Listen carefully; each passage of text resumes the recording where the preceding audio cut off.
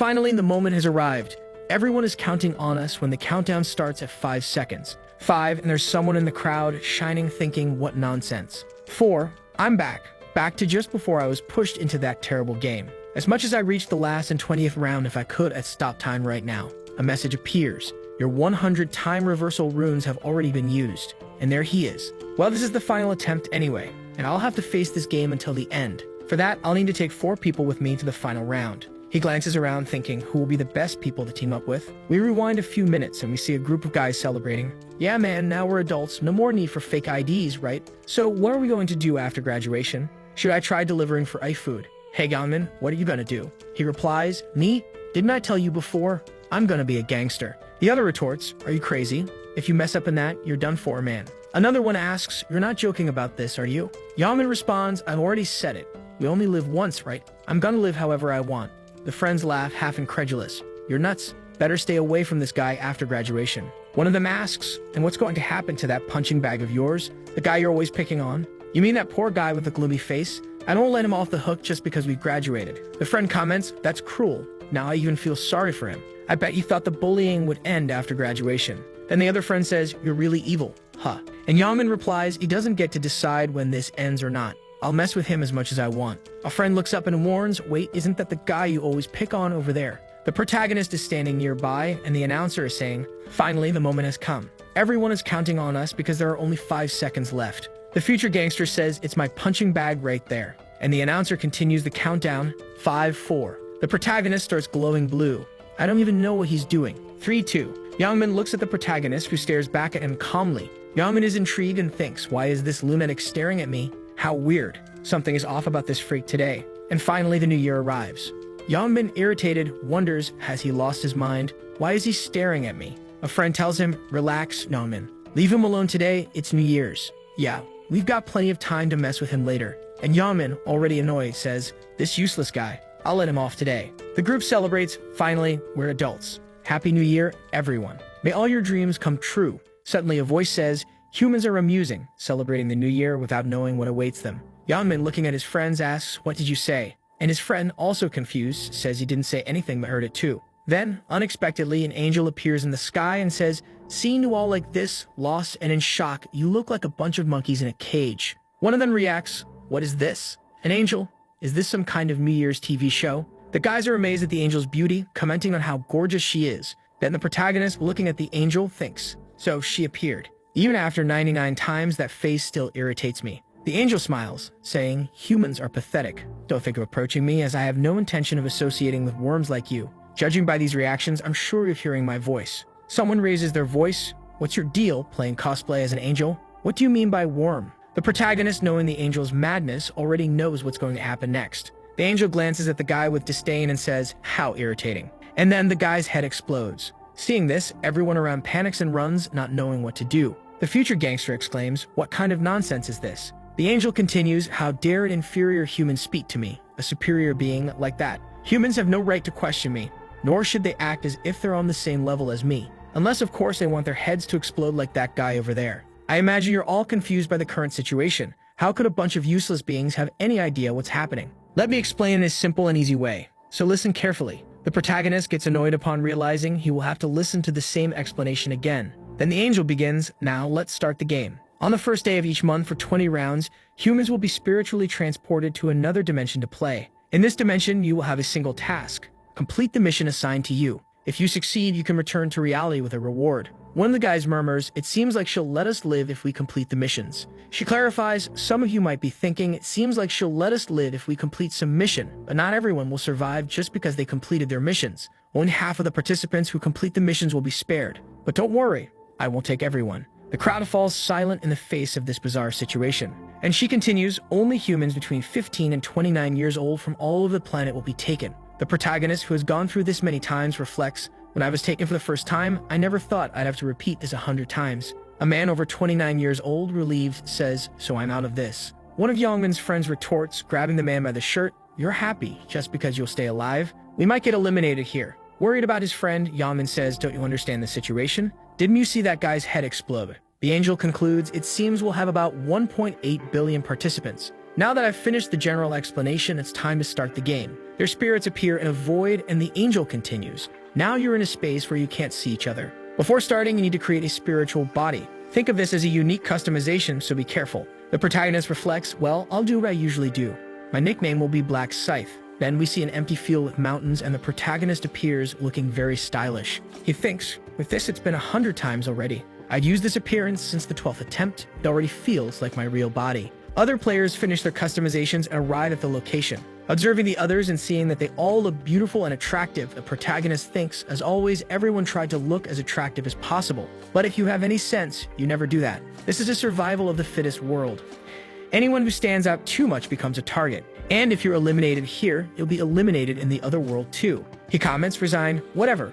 It's almost time anyway. Then he sees Yongmin, who has always chosen muscular body. The angel reappears. From what I see, everyone is satisfied with their new avatars. But I prefer when you're overcome with fear. Let's take a look. 1,800,000 in total. A guy asks, 1.8 million?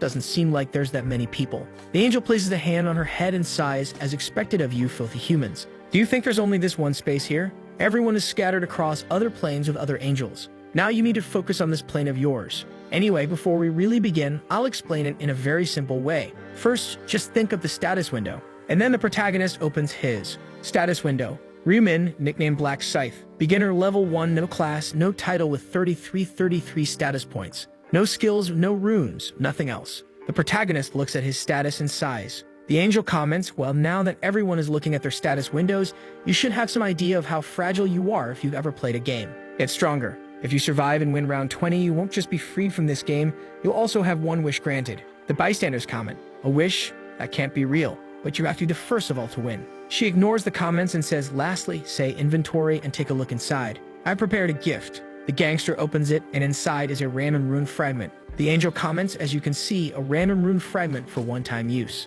You can only use it while you're a level 1. It's the only item you'll receive at the start. The gangster uses the fragment and is impressed. The angel says, judging by your expressions, your luck varied quite a bit, didn't it? But regardless of what you got, be content with the result. This was the luck assigned to you, inferior humans. Now that the rune registration is complete, it's time for the show to begin. She then snaps her fingers and everyone's window announces, mission. Eliminate 100 goblins per person across all regions. Total participants, 1,800,000. Participants who have completed, 0 out of 900 million. Current region, ESK is 45. Participants in this region, 10,200. Participants who have completed, 0 out of 5,100. As she said, only half can survive. The other half will be eliminated. The first goblin appears and someone comments, look, a goblin. This really feels like a game. Could this be some kind of new virtual game being tested on us?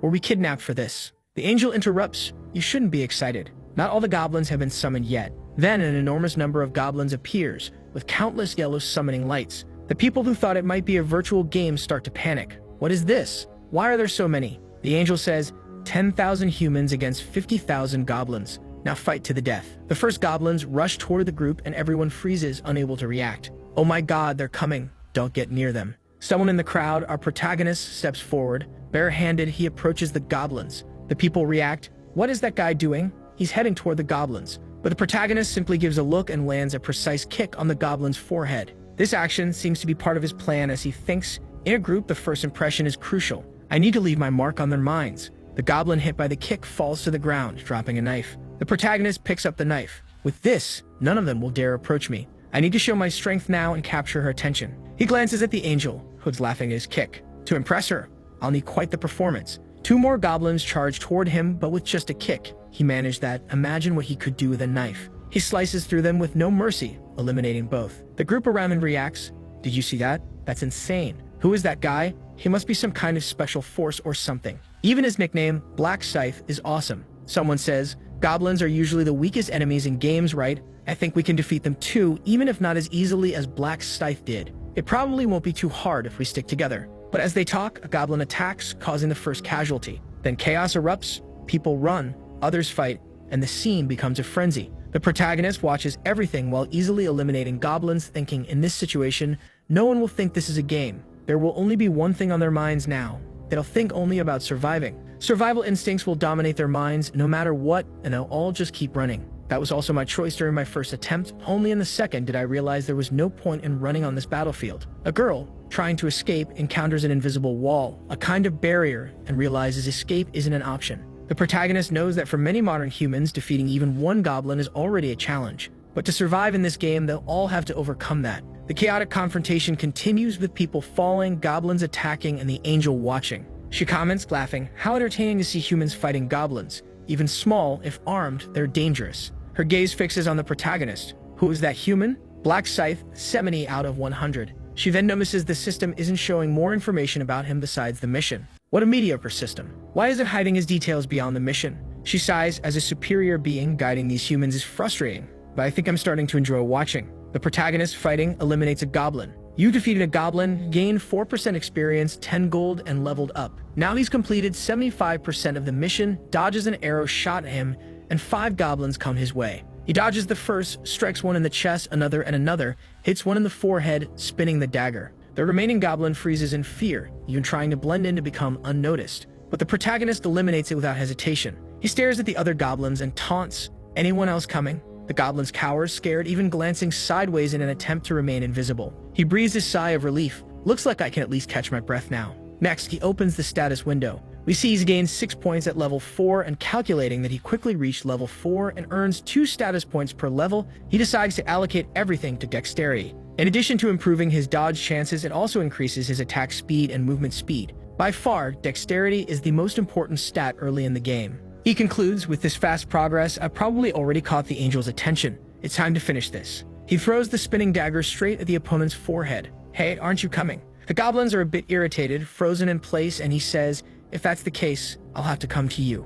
In the blink of an eye, it seems he teleported, already holding the knife behind them. The goblins look, but he quickly moves through them, eliminating them all. Experience increased by 4% plus 10 gold. You leveled up and eliminated the 100 goblins. The mission for the first round was completed, and then he was surrounded by a golden barrier. I passed round 1 without much effort. The reason he eliminated the goblins like a true maniac was to catch the angel's attention, but also, then the system announces, "Congratulations, you completed the mission first in the current region. Congratulations, you completed the mission first across the entire region. Round 1, entire region, Black Scythe." And he sighs, once again, first place. It's very advantageous to complete the missions quickly in the rounds, as the top 3 receive several rewards depending on their placement. The system then says, as a reward for finishing first in the current region, you receive a low-level rare weapon ticket. And most importantly, for finishing first across the entire region, you receive a special reward and a selection chest, which is obviously the best reward. He then says, "First, I'll use the weapon ticket I got from the current region." He sees that he can choose between a sword, a stiletto, or a spear. Well, it's not much, but I'm still satisfied to get items this early. Our protagonist, full of confidence, chooses the stiletto, of course. A rare weapon with 15 attack plus dexterity and no special effect, but the best dagger a beginner could use. He then discards the goblin's common dagger. I'll hold on to the special selection chest for now. Checking his status windows, he reflects on the title he earned earlier. This is something I've never seen in my last 99 attempts. He takes his rune and uses it. You use a random rune fragment. Congratulations, you obtained the time reversal rune. The rune obtained will be embedded in the player's soul. Traces of the rune were found in the user's soul, but due to the rune's special properties, the registration failed. He thinks, a natural outcome. If I could emit this rune repeatedly, it would mean I could keep returning infinitely. The system notifies him again. Due to the traces, you have been identified as a time traveler with 100 journeys and have earned the title of Last Traveler. He's confused. What does this mean? In this game, titles are concepts above runes in importance. The title of Last Traveler, unlock condition, obtain 100 time reversal runes. Special effect, upon elimination, the player remains in the same place for 1 minute in spiritual form and, when they wish, can revive with full health restored. It's a one-use ability. The title disappears after resurrection. He continues explaining that titles are much more powerful than runes and harder to obtain. Additionally, resurrection is an ability exclusive to priests who at most recover 30% of health, but this one brings him back with full health. Looks like I got something incredible. It's always good to have a card like this up my sleeve. He then sets his status to private so no one knows about this ability and looks around.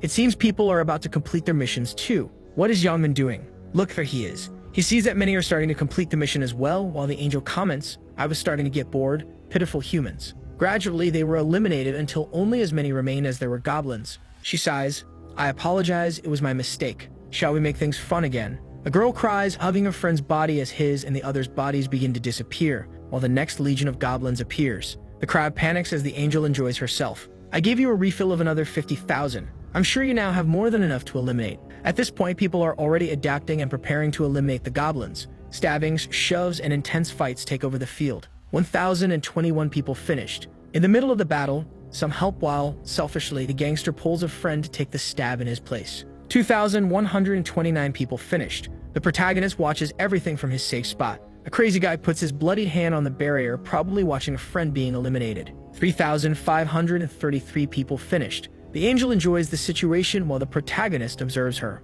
At the end, 5,143 people completed the mission. The remaining participants who hadn't finished yet asked where the goblins were. The angel informed them, "I warned you, only half of you would complete the mission. Now that it's over, the rest must be eliminated. These are the rules of the game." The group reacted in terror, begging her to wait because they only needed to eliminate one more goblin. But she smiled and said, "Why so many sad faces? You should be happy to be alive. Well, in any case, you may return since you survived. Congratulations on passing the first round. I hope you put in more effort next time. But before we leave, why don't we take a look at the numbers?" The results window for the first round appeared, showing the protagonist in first place, finishing in 10 minutes, someone named Stupid Idiots finishing in 16 minutes, and someone named Heavenly Demon in 17 minutes. The protagonist ranked first regionally and overall, earning 1,000 gold as an extra reward to use in the game's shop. Everyone around him stared and he thought, "Looks like everyone already knows I'm rank 1. The angel exclaimed, "I can't believe the top one from all regions is from my region. What surprise." Black Scythe. Then she asked curiously, "How did you get so strong? Did you acquire some special rune?" She tried to check his status but couldn't. He taunted her. "Why don't you check my status window?" She replied, "I could if I wanted to. Do you think an angel wouldn't have access to that information? I was just testing you." He smiled sarcastically, thinking, "Don't make me laugh." "Miss Angel," she responded, "What is it, human? Can I make a request?" "A request?" "Yes, I feel like the reward for being rank 1 could be a little better, don't you think?" The people who saw the angel blow someone's head off stared at him. "Oh my god, what's he doing?" The angel is, "What? What did you just say?" Then he said, "So, I hope you have something better to give me." The angel repeated, "What did you just say, human?" The protagonist didn't care. "I didn't like the reward I received, so I'd like you to give me something better." The angel glared at him, thinking, "This audacious human dared to make a request of me? I was only keeping an eye on him because he was active early on, but now he thinks he's all that just because he defeated a few goblins." She thought, ridiculous. I'll blow his head off. But then she remembered, my ability to instantly eliminate someone can only be used once, and I've already used it. But this arrogant human, it's not like I can't get rid of him. I know exactly what I'll do. She turned to the protagonist. "You want a better reward, don't you? Normally, I'd refuse this kind of request immediately, but I'll think about it and we can have a private conversation. Everyone else, please wait." The others were stunned. "Wait, what? She's actually going to give him a better reward? I can't believe that lunatic actually convinced the angel. Should I try complaining too? I didn't like my reward either, but I'm sure it's just because he's rank 1. How good is the reward she's going to give if she's making us all wait here? I'm so jealous." The protagonist glanced at Yeonmin, who didn't seem to care about any of it. Our protagonist was walking in the forest with the angel. She asked, "Why aren't you walking closer to me? Do you want me to keep turning my head to talk to you? Walk by my side." The protagonist sarcastically replied, "All right, insolent human, you only listen when someone yells at you. Such a greedy race, incapable of listening to others. And how am I supposed to change something the system assigned to him? It's not like I'm going to make an exception for this guy. He should just accept what he got from the system. He'll learn what happens to a greedy insect. As soon as we pass that rock, I'll get rid of him. Of course, there's a chance it could go wrong. If I eliminate the first place participant for personal reasons, and without my unique ability, other players might question the fairness of the game. In that case, the people in charge might want to punish me for ruining everything. That's why I brought him to a place with no observers. Foolish human, none of this would have happened if you just stayed quiet." She then turned to him. "You want a better reward, don't you? Tell me, what reward would you like?" He responded with a punch, striking the angel in the face. She staggered, stunned, losing her balance. "A daring human struck me," she exclaimed. She tries to recover, but he vanishes and reappears behind her, grabbing her wing and ripping it off. "Now you're not going to escape." He adds, "Stop being a crybaby," and tears off the other wing too. "Now you won't be able to get away. It hurts, doesn't it?" Resentful, she replies, "Of course it does." He retorts, "If it were the other way around, in 5 minutes, you'd be asking me these same questions," laughing obnoxiously. Perplexed, she asks, "Are you crazy? What are you talking about?" He then says, "You were going to eliminate me with that dagger hidden in your wing, weren't you?" "I knew it." She denies it. "I'm going to eliminate you, but I don't know what you're talking about. I had no such plans." He responds, "There's no reason for you to lie to me. I can tell just by looking at your face, Burial." The angel is surprised. "How does a human know my name?" She asks what he's doing with the weapon. He teases her. "Don't you know?" She becomes furious and threatens him. "Do you want me to blow your head off? With a snap of my fingers, you..." Sarcastically, he says, "Remember, you no longer have the ability to eliminate." Realizing her predicament, she mutters, I'm in trouble. She tries to threaten him. My allies won't let this slide. He laughs. Allies, angels are selfish. They don't care about each other. If you're finished here, I doubt they'll care. Desperate, she pleads, you won't gain anything from this. Just stop. He laughs again. I'm going to finish you off, of course I'll gain something. You just don't understand yet. Still hesitating, she warns. If you eliminate me, you'll regret it. You won't be able to go back home. He replies, this system will automatically return me at the end of this. How do you know that? In desperation, she promises him information in exchange for her life. He answers coldly, if I needed information, I'd extract it from you. I'd torture you until I found out everything I want. Your species' ecosystem, your purpose, and the fact that you're nothing more than a chess piece pretending to be a guide. The angel tries to argue, but the protagonist, without hesitation, strikes her in the heart. She falls defeated. An angel has been defeated, announces the system. You're the first player to eliminate an angel. The title First Angel Slayer has been granted and you receive angel's blood as a reward for eliminating the first angel. He comments, this time I was first as expected, and also received the slaughter rune, which was automatically registered in his soul. He knows that with this title, whenever he fights a sacred monster, his stats will be doubled. He recalls learning about this reward after eliminating the first angel on his 13th attempt. It's likely because only one player can obtain it. The acquired rune, called the Slaughter Rune, increases his stats by 1% for each defeated target,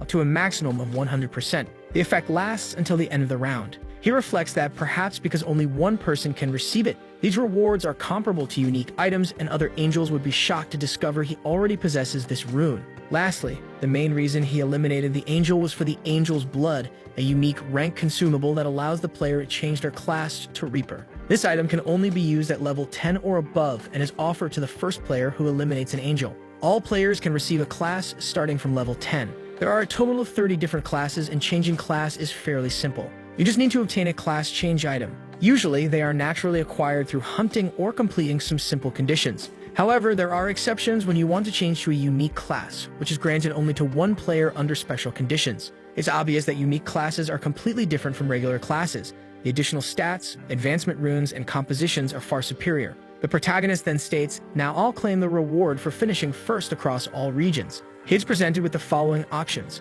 He can choose a special reward from the following. 1. An additional experience ability with 3 times the gain maintained only in round 2. 2. 2,000 gold. 3. Information about round 2. He knows the experience buff is the most important because his goal now is to reach level 10 as quickly as possible to change his class. And obviously, the additional experience ability for 3 times the gain in round 2 is the most critical choice. With the buff applied, he declares, this is my last attempt. I'll become the strongest, no matter the cost. And so we reach the end of the first round. The gangster wakes up in the place where the New Year's celebration was happening and immediately starts talking. So this is the New Year's bell? What happened here? Did everyone pass out like I did? Some people begin to wake up, commenting, wow, what a strange dream. He checks the clock, 5:20 a.m. The same amount of time that passed in the dream had passed here. Everyone, including his friends, wakes up with a headache. He remarks, you're up? So Yangmin, did you pass out too? Yangmin responds, it wasn't just me. It seems like everyone passed out. He comments, it looks like everyone fainted at the same time. What's going on? I was about to say I had a very strange dream. A friend asks, Yangmin, did you have that dream? Yangmin hesitates. Yes, but I'm not sure it was a dream. So do you think it was all real? The goblins, round 1 and everything else. Are we really going to be sent to the next round next month? Suddenly, they notice someone who hasn't woken up. Hey, why isn't this guy getting up? When they touch the person, they realize the body is cold. One of them, worried, comments, he's not breathing. I can't feel his pulse. Is he really dead? Another person says, did he die because he didn't survive the game? Are all the people not waking up corpses? This is impossible, only half survived. Will the next round be the same? The gangster prodigy, known for his coldness, speaks with unsettling happiness. It doesn't matter whether someone was born rich or poor. The chances of survival are the same. Now there's no reason to complain about life being unfair. Stay calm, you useless people. We just need to survive. But why are you all so worried? A panicked voice says, it's so unfair to be eliminated like this without even being able to fight properly. Yangmin, irritated, retorts, it's not like that. Other people were also put in this situation. What's unfair about it? His friends think to themselves, what a crazy bastard. An angry friend says you've lived your whole life as a gangster until now. So maybe you don't feel like you've lost anything. But I had plans, things I still wanted to do. One of the friends notices Yangmin looking around. What are you searching for? Yangmin replies, where is that damn kid? Who? That slave of yours? Yeah, where did that guy go? I'm sure I saw him over there before passing out. Did he not even make it past the first round? Makes sense, right? How can a weakling like that survive in the end? Then he hears something, looks around and sees a guy wearing armor. Who's that guy? Where did he get so much armor? Suvini notices a status window open in the real world. The status window appears for everyone. They quickly realize that each person can only see their own status window. If the game system applies to reality, Yaman tests his strength by breaking the stone with his bare hands. "This is amazing," he exclaims, euphoric.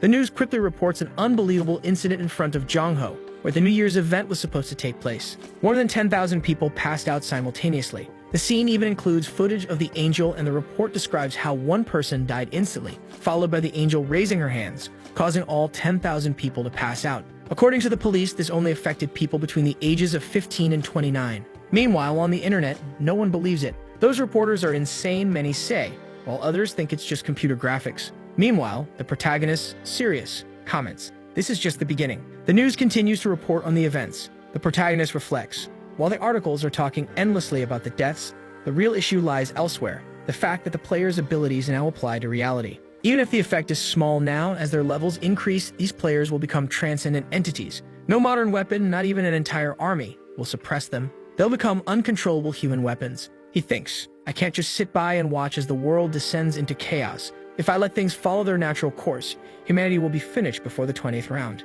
There's only one solution. I need to control all the players with overwhelming power. I'm certain I'll have to use methods different from my previous attempts." We then see what appears to be the protagonist staring at a screen. To open the final boss's room, you need at least 5 players. I already have some candidates in mind with potential, and I've even thought about how I'll recruit them, but it's not time to act yet. At this exact moment, there's something even more important I need to do. He arrives home, opens the door, and sees that his younger brother had only instant noodles for dinner again. He opens the bedroom door and sees him sleeping soundly. He can sleep well even when his older brother hasn't come home yet. Ryuwon, my younger brother, is about to start his senior year. Our family was ordinary until our parents passed away in a car accident. Many things changed overnight, and one of the most drastic changes was that I became his sole guardian. He adjusts the band-aid on his brother's hand and wakes him up. He turns on the light and says, "Time to wake up, one. It's morning." The boy groans, "But it's only 6 a.m.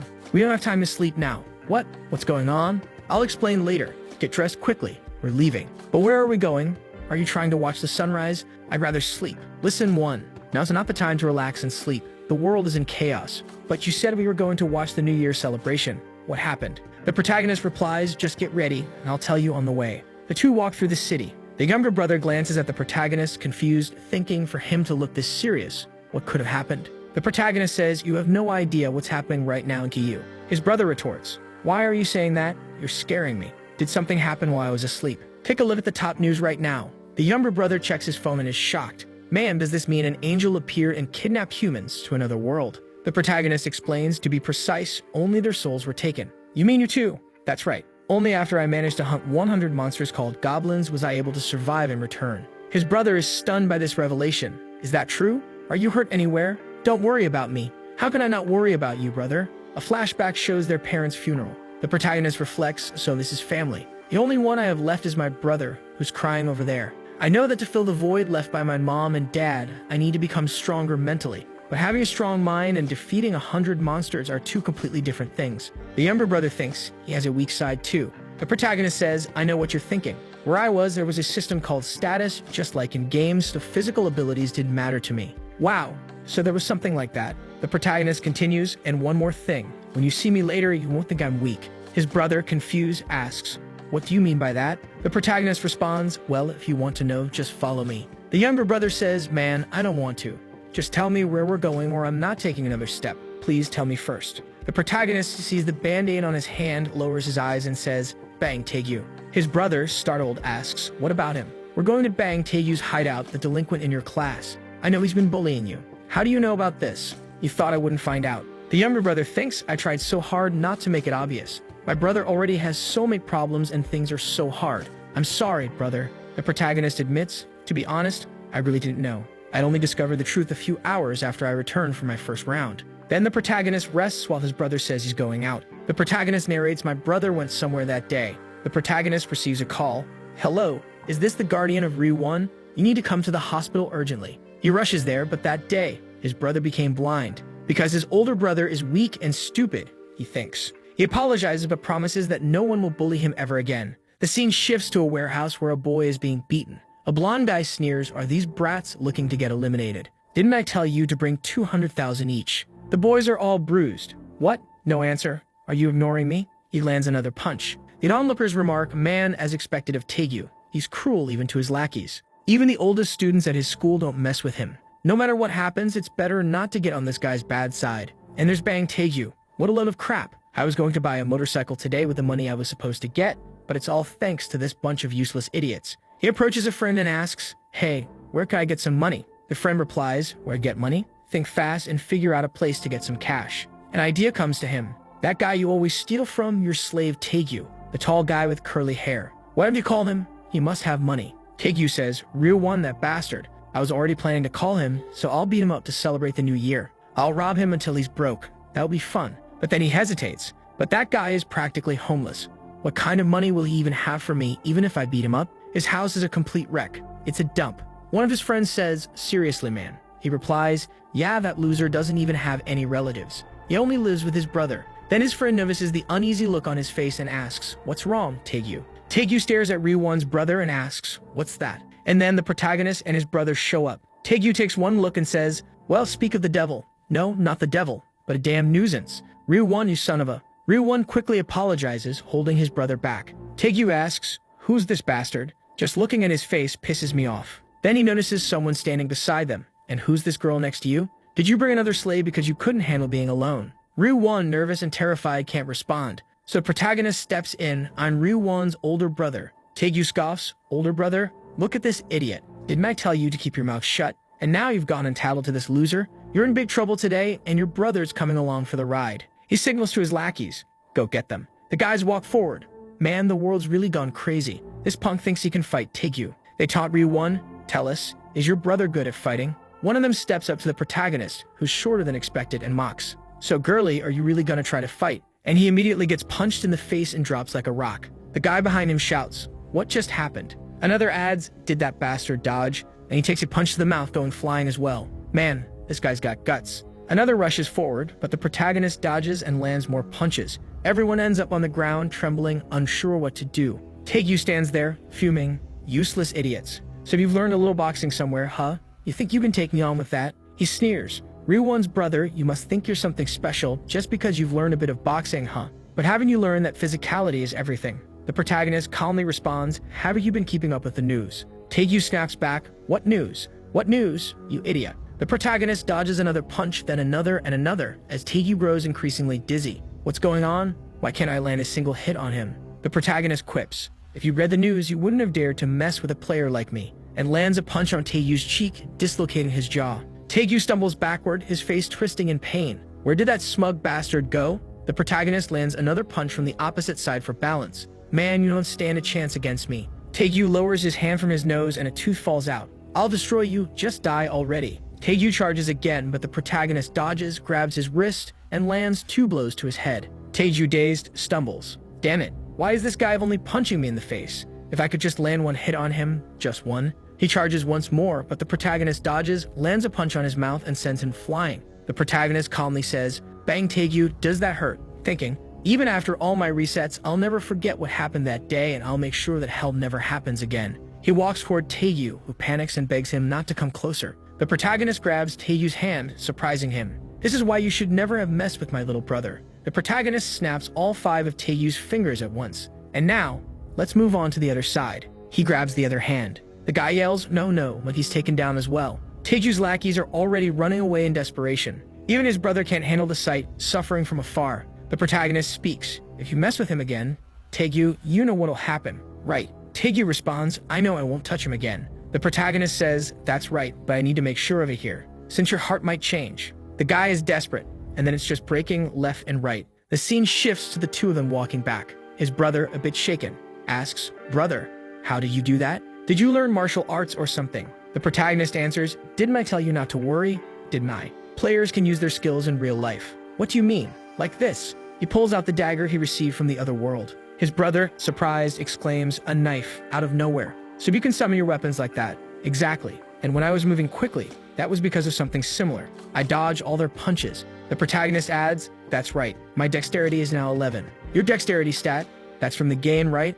A normal human has 3 points and a professional athlete has 10. So what will happen if your level increases even more? The protagonist replies, how would I know? I haven't reached that point yet. Of course, this is a lie. He can't reveal that he's a time traveler just yet. The first time he revealed everything during his 21st regression, his brother was kidnapped by another player. Although he took revenge, he doesn't want his brother to experience that humiliation again. He knows he must be prepared if he wants to protect him in future battles between players. For now, he says, "You want to grab breakfast at a convenience store? You're hungry, right?" "Yeah." The two arrive. His brother asks, "Brother, where are you going?" "The noodles are over here." He replies, "I know." Wait a moment. He swipes his card, thinking, "This is everything I've saved up so far. 133,001. You withdrew all that money? I need it for something." He looks at the shelf and says, "What do you want to pick out today?" His brother hesitates. "Brother, everything here is so expensive. Over 5,001. The protagonist responds, "It's fine. Eat whatever you want. Are you really going to fill up on instant noodles for years?" "That's true. But will we have enough if we keep doing this?" "Don't worry. Pick whatever you want." "Okay, then I'll choose this spicy pork belly. I've been wanting to eat this." The protagonist adds, "Soon we'll go to a restaurant and have steak, all right? Like really expensive meat." His brother protests. "What are you talking about? This is already more than enough for me." The protagonist looks at his brother and thinks, "Just wait a few days. I'll make you so much food you'll get sick of it." The younger brother eats happily, while the protagonist smiles, content. He stands up, and his brother asks, "Thanks, but where are you going?" "Wait here a moment." The protagonist heads to the counter. "Brother, you took out all that money for this." He buys a bunch of lottery tickets. Finally, someone doing the bare minimum after returning in time. "Huh? We're going to win the lottery." His brother protests, "You're spending it all on lottery tickets." "Yes, but how many are there?" 20. "What? You spent 100,001 on lottery tickets? What if we don't win anything?" The protagonist reassures him, "Relax and just watch." "What are you doing, brother? Are you choosing the same numbers? Why are you asking?" "These are the winning numbers." The next chapter begins with the lottery announcement. Let's start today's draw. His brother, nervous, mutters, "Man, we're doomed. We just wasted 100,001. We should bought food with that money instead." The protagonist says, "Brother, stop biting your nails." "All right, here we go." The first lucky number is 3, the second number is 18, then 9, 38, and the final number is... They're all here. His brother stares at the screen, then at the tickets. "Wait a second, this is insane. We hit the jackpot." "Brother, pinch my cheeks." The protagonist says, "Pinch yourself. This is a dream, isn't it? Do you want it to be a dream?" No, never." Then he says, "Don't worry, it's not a dream."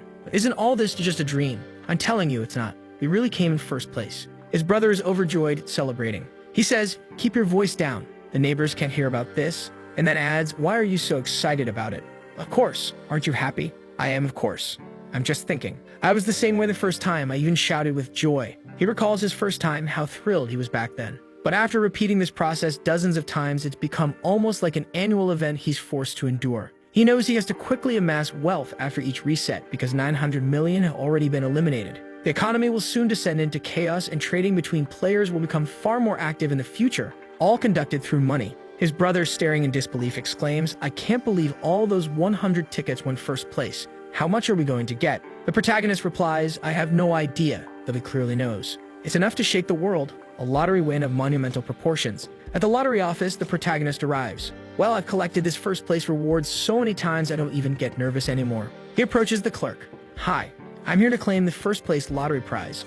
"Ah, congratulations, sir." As the clerk processes his claim, he remarks, "You look like a student. Where did you buy your tickets?" He replies, "QS 24 at the Yeonwee branch." The clerk, startled, exclaims, "What? Wait a moment. QS 24 in Yeonwee." He remembers hearing something earlier. "Did you hear? Apparently, 115 tickets won this time." 115? That many? Yeah, crazy, right? But the craziest part is that 100 of them came from one place. Don't tell me one person bought all of them. Man, no matter what happens, when this person arrives, call the president immediately. They'll be a very VIP guest. The protagonist notices the clerk is distracted and interrupts. "Excuse me." The clerk apologizes. "Could you wait here for a moment?" The protagonist agrees. A little later, the president arrives. "Thank you for waiting. I'm the president of the Yeonwee Bank." The protagonist introduces himself and the president exclaims, "You're the one who won first place. Congratulations." The protagonist replies, "Thank you. Why don't we move somewhere quieter? Please follow me." The protagonist is escorted to the ticket verification room. A secretary sees them and wonders, who's that guy with the president? Could he be his son? The president introduces him. He's a VIP guest here to claim his reward. Please ensure he's comfortable. The secretary thinks, VIP? Could he be the one who won with 100 tickets? The president says, "You may proceed now." The protagonist thanks him and the secretary collects herself. "Stay calm." She greets him. "Would you like something to drink? We have plenty of options." The protagonist politely declines. Then she gets to the point. "Did you bring the tickets, sir?" The protagonist hands over 20 tickets, each containing 5 entries. She examines them and exclaims internally, "I can't believe he really bought them all with the same number. Can he see the future?" A short while later, after verifying all 100 tickets, she confirms all 100 tickets are first-place winners. The protagonist asks, so how much will I receive? She replies, sir, your total rewards amount to approximately 22 billion won. After taxes, it'll be around 15 billion. The protagonist remarks, well, everything happened quickly. After claiming my reward, the first thing I did was find a place for us to move into. Then I opened an investment account. Bitcoin is projected to increase by 500% next month, so I invested all the money there. Later, he talks to his brother. What do you think of our new house? Do you like it? His brother, beaming, says, of course. This house is incredible. I've never seen a place this big. It must be so expensive. The protagonist responds, this was the best place available for an immediate move. His brother asks, but why did you choose to rent instead of buying? We have so much money. Wouldn't it have been better to just buy it? The protagonist explains, well, I don't have any money left aside from the 1 billion I withdrew to pay the rent. The rest is all in Bitcoin. His brother is shocked and the protagonist continues, I know what you're about to say, but I didn't do this without thinking, okay? Besides, I can still make a lot of money with the lottery since I've seen 4 sets of winning numbers in my dreams. His innocent brother can only stare in disbelief. Wow, I never imagined my brother would be one of those people who dreams about numbers. Then he starts, but brother, are you sure all these numbers are right? And don't forget them, okay? He responds, relax, I won't forget. Besides, it's obvious, right? How could I forget after seeing them countless times already? He says to his brother, well, anyway, get ready so we can go eat. His brother asks, where are we going? I didn't tell you, huh? We're moving today. Earlier during their conversation, he had only shown pictures on his phone, so his brother didn't know they'd be moving that very moment. The scene shifts to the gangster punching a wall, grinning with excitement. Damn, I knew it was a good idea to put all my attributes into strength. On top of that, I've got a room that doubles my strength. I got so lucky. I bet even Mike Tyson would be jealous of this punch.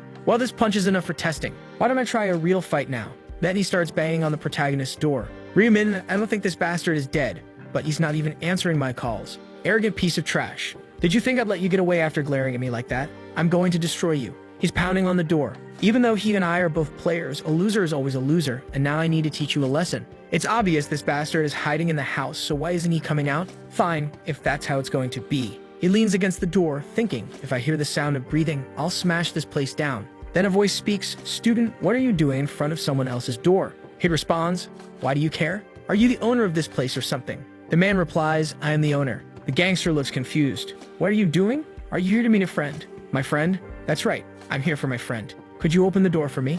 Unfortunately, I lost contact with him. If you could just open it. The man says, oh my, it seems you've been abandoned by your friend. What? It's an empty room? The student who lived here moved out. When did that happen? He moved out today, but I don't know where to. That bastard ran off without saying anything. The scene shifts to an apartment building. The younger brother exclaims, wow, this is so tall. There's even a revolving door at the entrance and card access to the rooms. A building staff member approaches the protagonist, saying, your identity has been confirmed. The younger brother exclaims, oh my god, there's even security here. Brother, this place is amazing. Let's go. Right. They arrive at the apartment and the younger brother marvels, wow man, how big is this place? About 330 square meters. Whoa dude, 330 is way too big for an apartment. 330? Isn't that a bit too much space for just the two of us? The protagonist responds, we've got plenty of money, it had to be this size, right? His brother asks, how much was the lease for this place? 500 million won upfront and 22 million per month. Now this is crazy. The younger brother is stunned. Wait a second, 22 million for rent? Not long ago, I was worrying about buying food that cost 5,000 won. He protests, brother, I think this place is too expensive. Wouldn't it be better to get a cheaper place? The protagonist doesn't care, looking around. No, we need to spend at least this much. The more expensive, the better the security. He thinks to himself, on the first day of the month, players fall asleep until they return from the game. This is the most vulnerable time for everyone, for natural disasters, earthquakes, fires, and assassins hired by other players. So when the time comes to enter the other world, players need to be in the safest place possible. It doesn't matter how amazing you are in the other world if you get eliminated here in real life. The protagonist asks, do you like the apartment? The brother answers, of course I do. There's no need to ask. Good. I'm glad you like it. The younger brother, feeling guilty, mutters, I'm sorry, brother. The protagonist asks, why are you worried about this otherworld stuff? Do you think I'll have to fight again when the next month comes? But I'm here just enjoying everything without any problems. I didn't notice things. I'm sorry. The protagonist gives him a slap. Why are you so down? You think I won't come back from the next round? It's not that. Stop thinking about that stuff and let's go eat. I heard there's a great Korean food place on the second floor. The protagonist checks his phone. It seems like he noticed I moved. I'll just ignore him for now. It's not like I'll run into him again in real life. Well, maybe in the other world. The next day, the protagonist wakes up. He sees his brother heading out and asks, "Where are you going?" The brother replies, "You're up. I ordered some rice cakes. I'm going to pick them up." The protagonist thinks, "Rice cakes? I don't remember this happening in any other reset." Of course, things aren't guaranteed to happen the same way, but it's the first time he's going to get rice cakes. He asks, "Why did you get them?" The brother replies, "I'm going to give them to our neighbors since we just moved. Isn't that a good way to make a good impression?" The protagonist says, "Not a bad idea to be a good neighbor." The brother agrees. "Well, I'm off to pick them up. You can rest if you want." The protagonist says no, gets ready, and goes with him. They ring the doorbell. "Who's there?" "Hi, we just moved in and wanted to say hello." A woman answers the door. "Oh, you two look alike. Are you brothers?" "Yes, we brought some rice cakes for you. They're best when warm." She takes them, thanks them, and they head to the next house. They deliver the rice cakes, receive thanks, and move to the next house, where a child answers, and they give rice cakes again. The brother says, "All right, there's only one more place left." The protagonist replies, "Let's finish this quickly and head home to rest." At the last place, the brother comments, "This is the penthouse, you know. They use both the 44th and 45th floors." The brother marvels, "Wow, that means they're super rich." The protagonist says, "I don't know the details, but it's either a very wealthy family or a celebrity." The brother rings the bell, but no one answers. He rings again, starting to worry. "I don't think they're home." Then the door opens, and he immediately recognizes her. It's the actress Siu Arin, with a bodyguard behind her. The brother blurts out, "Wow, she's beautiful, just like an angel." The bodyguard steps forward and asks, "Who are you?" "Fans." The protagonist, arms crossed, replies, "We're your neighbors from downstairs." "Neighbors from downstairs?" The brother steps forward to offer the rice cake and says, "Want some?" The bodyguard responds, "I'm fine. Besides, she doesn't eat this kind of thing." He moves aside and opens the elevator. The bodyguard tells her to go in and she complies, glancing at the two of them. The protagonist thinks, "I don't know who this person is, but that was rude. Best to ignore that jerk." The brother says, "I'm fine, but did you see her?" "Wow." The protagonist, "See who?" The brother, "What do you mean who? You saw her too. That was Siu Arin." "Siu Arin? Siu Arin? Who's that?" The scene shifts to Siu Arin, reflecting on how several actors have been eliminated. She's worried about how the world continues to function. She receives a text message. "Arin, did you see the news? Seujin passed away. Are you coming to the company tomorrow?" She reflects. "To think that someone more successful than me was eliminated in the first round. If I hadn't obtained a good rune, I'd probably be in those headlines too." She realizes how far she's come and thinks about how she's managed to stay where she is. "Would I have become this famous without the company's support? Even this penthouse is funded by them." The bodyguard asks, "What are you thinking about, Arin?" She replies, "Nothing." He sits and says, "You can be honest with me. Didn't I tell you that before?" She says, "I was just thinking about how the world ended up like this. And will I survive the next round? Is that what's on your mind?" He reassures her, "Don't worry about the next round. Why would you worry with me by your side? You just need to have confidence in me and relax." She thinks, "Of course, who else would I trust?" She thought to herself, "When the company assigned this guy as my manager and bodyguard, I was skeptical, thinking they just wanted someone to keep an eye on me. But if it weren't for him," remembering how he helped her eliminate the goblins, she realized she would have been eliminated in the first round without him. He said to her, "I'll protect you no matter what happens, so don't give up." She replied, "Thank you so much, but what about those two rice cakes they brought over? They look delicious." The bodyguard said, "You'll gain weight if you eat that." She retorted, "Wow, but they went out of their way to come greet us. They must be upset." He responded, "Forget it. They just came to greet you. It's nothing special. They probably want something from you. If you give them an opening, they'll keep bothering you." She reflected, "They didn't seem like that kind of people." Then she added, "Come to think of it, that neighbor of ours looked older than 15. So he eliminated 100 goblins and survived." The bodyguard replied, "I think so." She said, "Wow, it's fascinating to see him go through all that and act like it's no big deal." The bodyguard questioned, "Do you really think eliminating 100 of those things was hard? Only an idiot would fail." She knew she'd only done well because her abilities fit that world. Even then, she wasn't as skilled as that person, Black Scythe. He almost made me pity the goblins. He probably has some real-world job. I wonder what he does. I'm sure I could survive this second round if I worked with someone that's skilled. This time, I only survived by luck. Will I really make it out alive next time? The next day, Tuesday, January 31, 11 o'clock a.m., the protagonist arrives home, and his brother greets him. "You won again." Apparently, the protagonist had won the lottery once more, this time a casual 15 billion won. His brother exclaimed, "Didn't the bank say anything? This is your fourth win." The bank president, already intrigued, said, "You're back, my lucky client. What's your secret?" The protagonist replied, "I told you last time. I got a divine message in my dreams." The president remarked, "Wow, I wish I could have those dreams." His brother asked, "So, were you putting all that into Bitcoin again?" He confirmed, "Yes. It's already up to 150 billion. His brother cautioned, "Shouldn't you start withdrawing it? I'm worried it'll crash." The protagonist responded, "Not yet. Now let's eat. They ate and walked around the city. At 11:55 p.m., lying beside his brother, the protagonist said, "Brother, you have to stay alive and come back." His brother looked at him and replied, "Relax. You saw me deal with Taegyu, right?" He nodded. The protagonist placed a hand on his brother's head and said, "Don't worry, just go to sleep. When you wake up, I'll already be back. Now I'm off." He was transported to the second survival round. The usual crowd muttered, "We're back again. I'm here once more. This place looks different from the first round. Who's that guy?" Everyone stared at the protagonist, who looks stylish as ever. He observed, "Judging by how they're keeping their distance, most people seem to recognize me. Everyone's here. When will it begin?" A new angel appeared and said, "You're all here, but I'm a different angel from the previous one. Why do you think that is? What happened to the other one?" Confused people asked, "Where's the other one?" She replied, "The angel who managed the previous round had an accident and won't appear. But don't worry, humans. From now on, I will guide you. Since everyone's here, I'll now announce the objective of this round." The mission window appeared for everyone. Round 2, main mission. Select a regional representative within 3 hours. People questioned, "What does it mean to select a regional representative? I thought they'd ask us to kill some monsters." One of them pointed out, "Wait, check the survival numbers. Can everyone survive this round?" The angel commented, "Since everyone seems confused, I'll explain. As you can see, completing this round has nothing to do with fighting. It will end once you select a regional representative. When someone becomes a representative, they'll gain the authority to command others and force humans to do whatever they want. If the representative gives an order, the others will either crawl or be eliminated by them.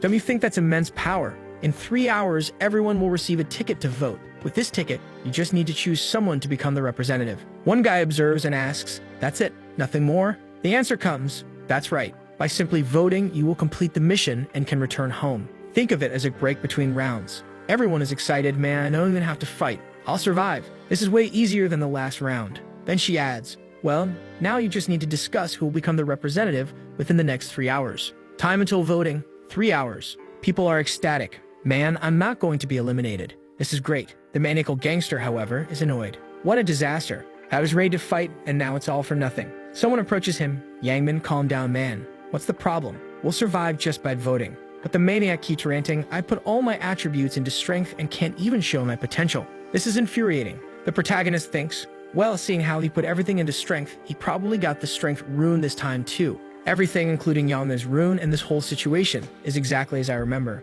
They'll spend the next 3 hours arguing about who to vote for. But becoming the representative isn't the most important thing.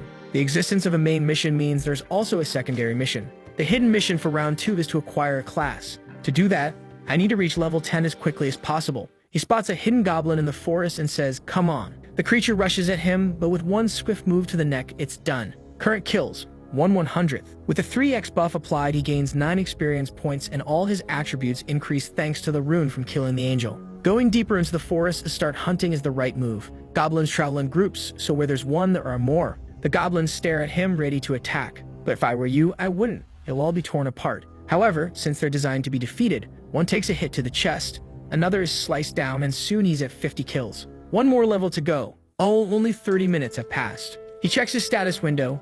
Black Scythe, level 9. At level 10, and I can already change classes. If I had a strength rune, it would be more efficient to boost my strength. But it's tough to survive if you only invest in strength. No matter how strong you are, you're done if you take a fatal blow. Players have 4 attributes: strength, intelligence, dexterity, and luck. Strength increases physical power, health, and defense. Intelligence boosts magic power, mental fortitude, and thought processing speed. Dexterity enhances attack speed, movement speed, and dodge chances. Luck increases the chance of critical hits and finding rare items, and it also increases the amount of gold earned. This is a game where you can't just dump everything into one attribute, especially for the Reaper class, which deals both physical and magical damage. I need to balance all attributes equally. However, for now, the focus will be dexterity. As he continues toward more goblins, he hears footsteps behind him. "Wait, someone's following me? I didn't know this because I was hunting, but I'm sure someone's here." The strange thing is, no one has ever tracked me in any of my resets. He pulls out his knife and says, "I don't know who you are, but show yourself now. If you don't declare your intentions,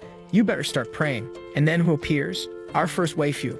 "Hello, it's me." The protagonist recognizes her. "This person? The actress Siu Aran? Why is Siu Aran following me?" She apologizes. "Sorry for following you."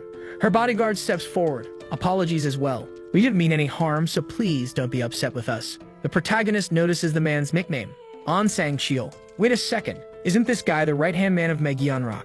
He thinks, "I'll have to come up with another name for him. That one's too complicated." Megyeonrock is the eldest son of one of the biggest corporations in the country and a player with the nickname Heavenly Demon. He's also one of my targets. Recruiting the Heavenly Demon to my team will make my growth a lot easier. What I really need is the healer who will ally with him. I didn't expect to meet his right hand so early, but why is An Sang-cheol walking alongside Siurin? Wait a second, was he the guy standing in front of her apartment? Now that I think about it, I recall something about the Celestial Demon sponsoring a celebrity as part of their business. But what matters now is, when did you start following me? He thinks, damn, I don't like this. The future is changing again. Siurin speaks. We started following you right at the beginning. I saw you heading into the forest and decided to come too. Sorry if that upset you. The protagonist asks, why did you follow me? It's not for any bad reason. I just wanted to make you an offer. An offer? Yes, you placed first in the first round, so I was thinking we could cooperate or something like that. The protagonist asks, cooperate? As far as I know, cooperation is a word used when both sides benefit. She replies, that's true. He immediately responds, but I don't need you, do I? I'm doing just fine fighting on my own. Don't waste my time with useless conversations and leave. Wow, the protagonist is not holding back. She tries again, let me stay with you. And he says, no, I'm too much of a man to stay with a woman. I have no intention of forming a team with you. Then he turns his back and walks away. The guy gets irritated, thinking, who does this bastard think he is? How big is his ego? She collapses to the ground and he exclaims, Miss Arin. She responds, he's not rank 1 for nothing. The pressure was overwhelming. The guy says, pressure? Of course you'd be nervous with him pointing a knife at you. She replies, I just wanted to form a team with rank 1, but it looks like things didn't go as planned. He says, what did I tell you? People like him are too proud to consider teaming up with anyone. I know, but it's still disappointing. Well, don't be. We're wasting time following someone like him anyway. She comments, wow, I didn't know there would be monsters like this in the forest. Should we spend this extra time hunting? Not a bad idea. Alright, let's go, Mr. Bodyguard. Seriously, call the guy by his name, girl. Even in a virtual world, show some respect for his profession. Meanwhile, a goblin looks around confused. Where is he? The protagonist suddenly appears and strikes. He thinks you're talking about cooperation while I'm this busy. I don't even have time to consider those things. It's almost time to level up. You eliminated the hobgoblin. 60 eliminations. Then a pack of wolves appears. Wild dogs. Okay, 5 at once. Looks like I'm lucky. The beasts charge at him, but the protagonist glances at them and swiftly takes them all down. They drop to the ground, dead. 65 eliminations. You've leveled up and reached level 10. It's time. You've met the conditions for advancement and can now access the shop. Finally, my advancement. Round 2 side mission. Advance before the voting period. Completing it rewards you with a 50% discount coupon for a daily shop item. Most people who see this side mission for the first time get confused. A mission item? Where do I get that? How does it work? What are classes? It's obvious that receiving a class is a big deal. But the problem is that no one knows how to get class change items yet, as they're only obtained after fulfilling certain special conditions. For example, warriors need to raise their strength to at least 10 and eliminate 30 monsters at once. A berserker must continue hunting while bleeding. An assassin needs to stab multiple monsters in the back. In other words, players must perform actions related to the class to unlock advancement. At first, I kept hunting monsters repeatedly, hiding and fleeing through the forest. That's how I received the Hunter class. But after learning about the Reaper class, I stuck with it. And now I've got the item. Use. You use a class advancement item. Your class cannot be changed. Choose carefully. Do you want to switch to the Reaper class? I don't even need to think about it. Yes, you switched to the Reaper class. As a reward, you've received the Reaper rune. And there it is. When used during the day, the weapon's attack is doubled. At night, attack speed increases by 50%, and the chance of an enemy detecting you is drastically reduced. The rune has been automatically registered to the player's soul. As an advancement reward, you've received the Reaper's Scythe. As a reward for completing the secondary mission, you've received a 50% discount ticket. Your rank has increased from beginner to apprentice. The protagonist comments, alright, my rank has gone up too. Here, players are divided into 6 ranks. Grandmaster at level 99, Master at level 60, Expert at level 40, Regular at level 20, Apprentice at level 10, and Beginner at level 1. Just like in a game, you receive more abilities each time your rank increases. He receives the Reaper's ability, Death Insignia. Effect: creates an insignia visible only to the target and the caster. The target's remaining health becomes visible, and they take 100% additional damage. The ability can only be active on one target at a time. The protagonist says, with the rank advancement, you can also equip higher-ranked items. He equips the Reaper's Scythe, which while playing for now, holds potential. The system announces you have been identified as the first player to change classes and have received a random gold pouch as a reward. The protagonist remarks, well, being the first to advance also comes with perks. The system notifies him you have received the neutral ability, Track. Effect: allows you to locate a target of your choice. To track a target, you need to know their face and name for them to be valid. Ability value, 20,000. The protagonist says, I got a skill worth 20,000. Should I test it? He uses it. Tracking Huang Yangmin. Face and name recognized, tracking target's location. Yangmin's location confirmed 190 meters away. To find the target, follow the arrow ahead of you. The protagonist reacts 190 meters. That means he's also entered the forest. The last time I did this, he was 2 kilometers away. Should I check it out? The scene shifts to Su Arin and her bodyguard fleeing. She stumbles to the ground. I can't run anymore. My leg won't move. The bodyguard urges, we have to keep running, Orin, or we'll get caught. Stand up, even if it hurts. She struggles to get up. The spot where the arrow hit is burning. It's on fire. He reassures her. It's just a theory. But I think even if you're injured in this world, your real-world body remains intact. You just have to survive, and somehow, everything will be fine when you return home. She responds, got it. I'll try to endure. But then a voice interrupts. Where do you think you're going like that? They turn to see Yangmin standing there. Well, looks like I didn't hurt you enough last time. The bodyguard grumbles. Great, we got caught because of this damn woman. What kind of bodyguard says that? I thought he was more loyal. He squares up, realizing he has no choice but to fight. Yangmin mocks him. Oh, old man, are you planning to fight us? Take a look, don't you see how many we are? The bodyguard asks, why are you doing this? What did we ever do to you? Yangmin replies, of course you didn't do anything. Then why attack us out of nowhere? He smirks.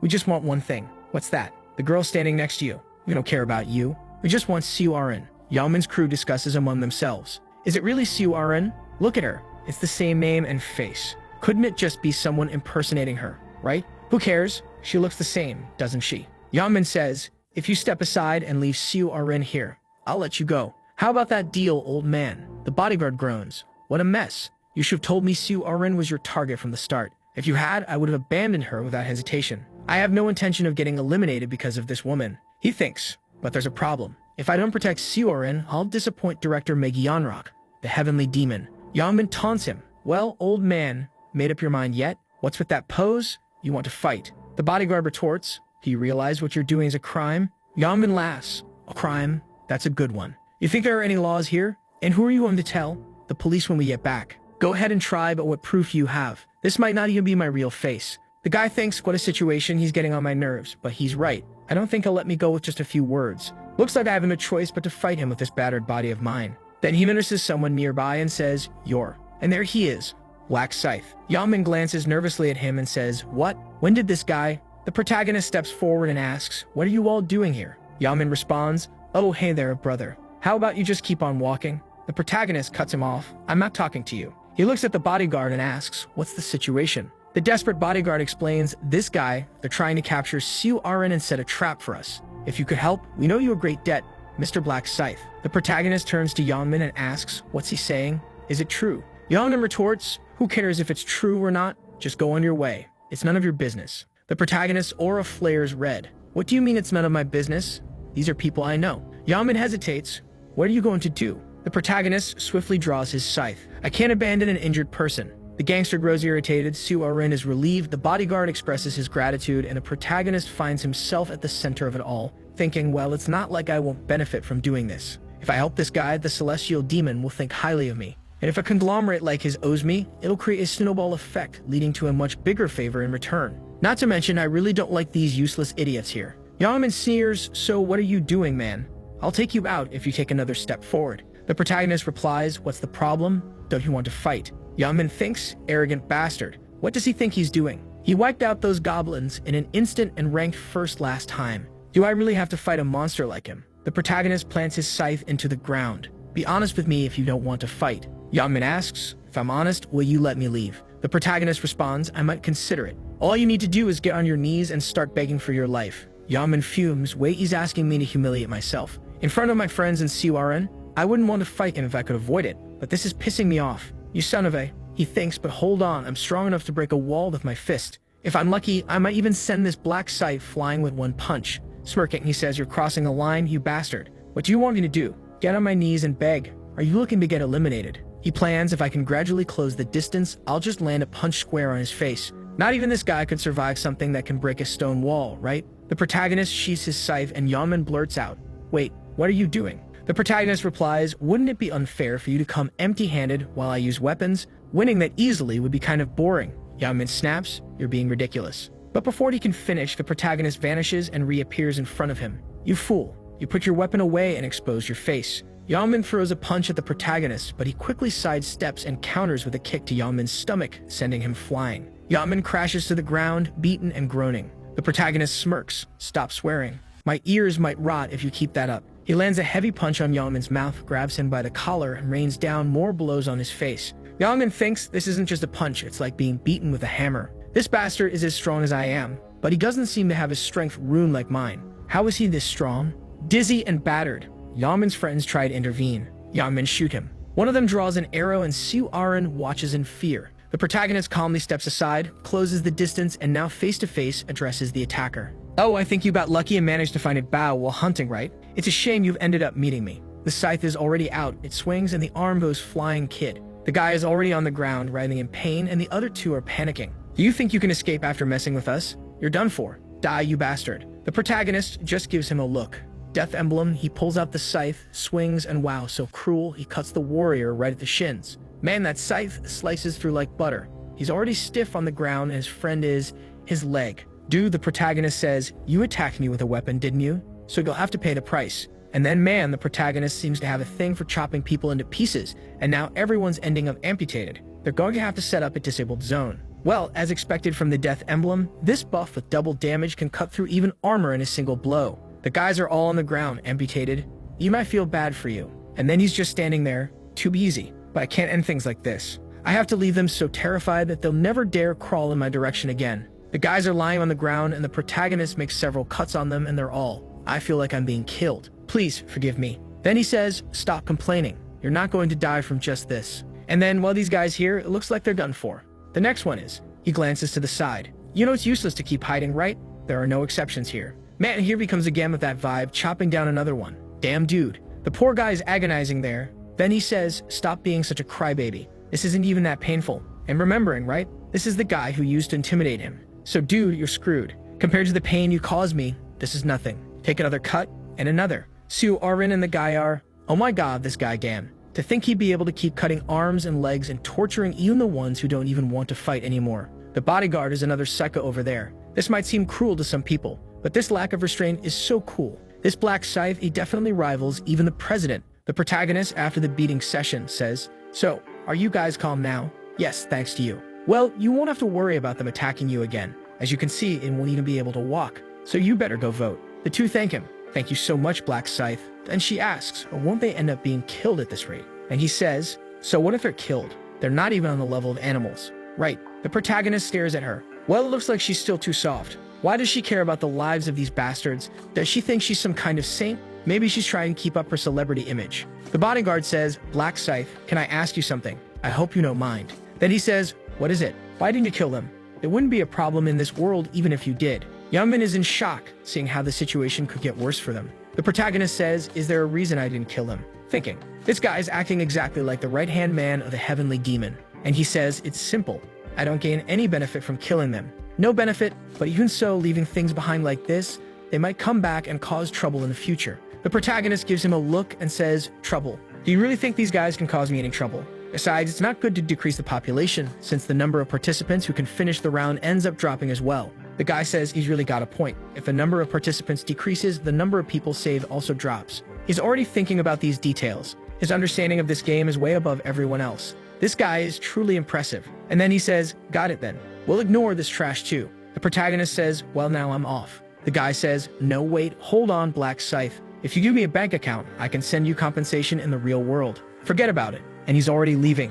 The guy is, wow, to think he would refuse a reward after saving us? I need to tell the president as soon as I get back. Well, as much as it would be nice to get rid of this guy for now, I'll have to hold back. Since, as Black Scythe said, there's no benefit for me in eliminating him. And then he spits in the guy's face. What's that? That was humiliating. Let's go. Arin, let's move out, everyone. Already at the voting region, everyone's there. Please, give me all your votes. Vote for me. You know, if you vote for me, I'll do the right things. Man, these guys think this is the presidential election or something. No, instead of voting for someone like him, I'm sure I'll do better. The guys are arguing, everyone's grabbing each other. People saying, don't fight, be careful. Then someone says, you're all too irritated. It has to be someone calm like me.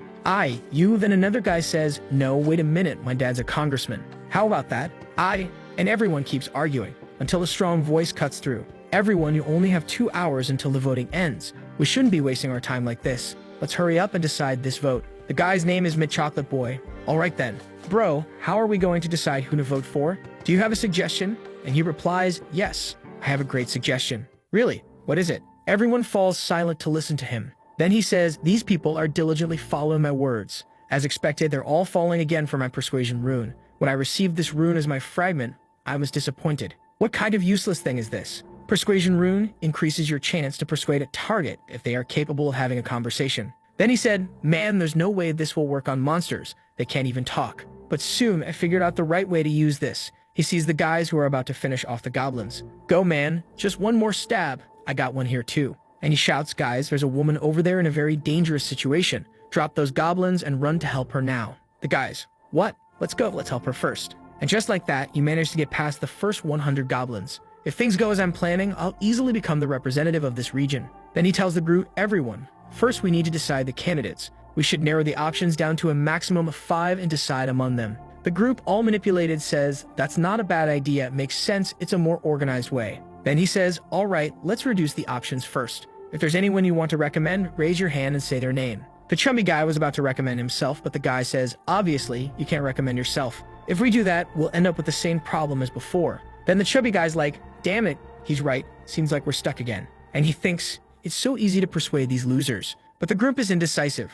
I don't know who I'd recommend, I don't know anyone here, and I don't want anyone to represent me either. And he thinks, now, everyone's quiet. At this rate, only those who stood out will be recommended. A guy in the back raises his hand and says, I recommend Mint Chocolate Boy, that bastard. And he's like, bingo. Then he says, me. And the guy replies, yeah, you'd be a great representative, someone with such logical skills and leadership. And you're handling the situation so well, aren't you folks? And everyone's like, yeah, he is. He thinks, another sucker for my list. Thanks for thinking of me for such consideration. If there's any other name. Then another guy stands up, I'd like to recommend Black Scythe. And he says, makes sense. Of course, someone would recommend the guy who came in first in the last round. Another guy raises his hand. Then I want to recommend the guy who came in second. Life is a documentary. I'll recommend the third, Right Hand of the Black Dragon. Alright then, with that, we already have 4 candidates. We just need one more. Is there anyone else you want to recommend? Alright then, since there isn't, let's say we have 4 candidates. Before we vote for these people, does anyone want to say anything? Thinking to himself, convincing this bunch of losers will be really easy.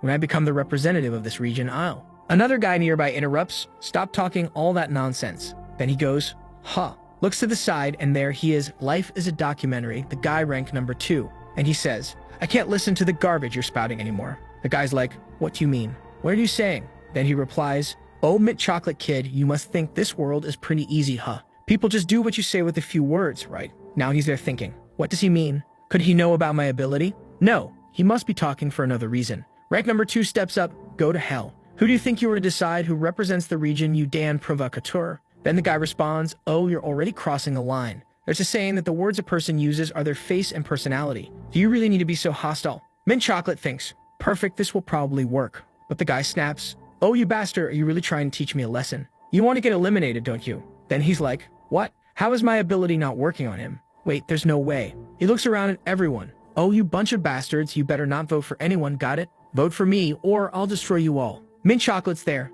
This guy is seriously clumsy. Do you really think people are going to obey you talking like that? Stop embarrassing yourself and disappear. He hears that, stays silent for a second, then gets grabbed by the neck. Stay one more thing, my friend. Not writhing on the ground, he says. I told you, didn't I? I'd eliminate you if you mess with me. The poor guy drops dead, and then he declares, if you don't vote for me, you'll end up like this guy here. Everyone is terrified and in shock.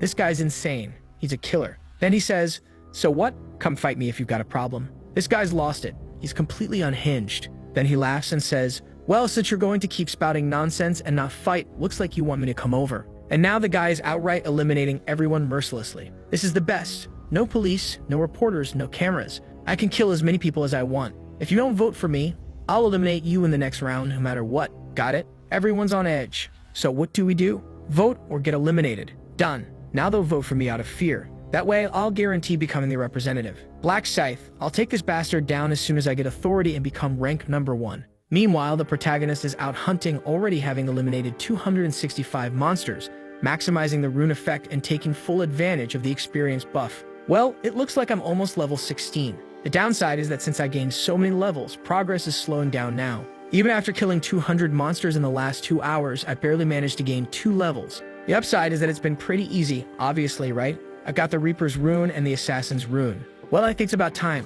Voting time is up. The voting period has ended. summoning all players in the starting region. The protagonist and everyone who was in the forest are teleported and see a bunch of people lying on the ground. What happened here? Seo Iron says, don't tell me that guy eliminated everyone. The protagonist, well, looks like Cho Jong-sik took the lead again this time. That guy's the leader of a gang and the second best fighter in this district. Too bad his personality is garbage. It's always a good idea to remove a ticking time bomb before it explodes, but now's not the time. The guy approaches the protagonist. Black Scythe, where have you been? I've been waiting for you for so long. What do you want? Nothing much. I just have a suggestion. I'll get straight to the point. Serve me. Serve you. That's right. I'll spare your life if you serve me. The protagonist laughs. Hold on. So you're saying you want to start a fight now? Get on your knees and beg or you won't leave here unscathed. Rank number 2 is there. Looks like you're still crazy. You don't seem to understand the situation you're in, but once I become the representative. Then the protagonist says, is it hard to understand what I'm saying, or will you only be satisfied after getting eliminated here? He pulls out the scythe and the guy stammers. Wait, where'd he get that weapon? Damn it, I messed with the wrong person. The protagonist stares at him. What's the matter? Cat got your tongue. The guy responds, you know I'm Cho Jong-sik, right? The leader of the Jong-sik gang. Do you really think I'm going to kneel to someone like you? Come at me with that weapon of yours, you son of a... The protagonist thinks, looks like he's as hot-headed as always. Well, enough joking around. Things would get complicated if I showed my strength and ended up getting the votes, so I need to make Cho Jong-sik the representative so I can use him in the 3rd round. Not to mention, it's almost time for the angel to appear. Right on cue, the angel shows up. Have all the humans gather here? The protagonist says, you're lucky. You'd better think carefully about who you challenge if you don't want to get eliminated early. The guy freezes, I almost had a heart attack. But I'll let you off for now. Just wait, when I become the representative of this region, I'll pay back this humiliation tenfold. The angel speaks, have you all decided on your representatives? I see that apparently you've done more than just talk in the last 3 hours. Of course, I don't care if a bunch of undesirable humans gets eliminated or not. Shall we proceed with the voting? And so the voting for the representative begins. You can vote for one person, and the person with the most votes will become the representative. To vote, just look at who you want to vote for and think vote. Players who fail to vote within 5 minutes will be disqualified from the round and eliminated. The voting starts. Everyone is wondering, who should we vote for? The gangster thinks, as expected, everyone's looking at me. But then he notices a girl not looking at him. He snaps, why aren't you looking at me? She looks startled and shouts, anyone who doesn't look at me will be eliminated. The protagonist remains calm, trying to draw as little attention as possible, while the gangster declares, if you don't vote, I'll eliminate you myself. I saw you turn your head. Someone's trying way too hard. The voting ends. Well, voting is over. Good to see none of you tried to avoid it. Now let's check the results. The angel claps her hands and the results appear. The gangster actually wins. Life is a documentary, 2,400 votes. In 2nd place, the protagonist with 2,000 votes. The gangster exclaims, I'm in 1st, but are you telling me I only got 2,400 votes and Black Scythe is in 2nd? Those bastards, I told them to vote for me, but they voted for Black Scythe instead. The angel announces, well, here are the results. Life is a documentary, you're the representative of this region. Since that's the case, I'll grant you the power of authority so you can command the people. Then the system speaks, you become the representative of the region. As the representative, you've been granted the command authority. He smiles and says, now you're going to regret not eliminating me, Black Scythe. I'll command everyone to eliminate him. But when he looks at the ability, it says, temporary skill, command authority. You can issue one command to players and forcibly control them. Under its effect, the player cannot disobey the command under any circumstances. Usage limit, 10. The ability does not work on players with a class. The gangster is stunned. Wait, I can only use this 10 times, and I can't even use it on players with a class? Does that mean everyone who's received a class can ignore everything I say? The angel continues, well, dear humans, you must be thinking everything is over after the voting, right? But that's not the case. There was a hidden mission in this round. The crowd is shocked. Wait, what does she mean? Hidden mission. Then it appears. Side mission. Advance before the end of the voting and receive a class. Everyone exclaims, what?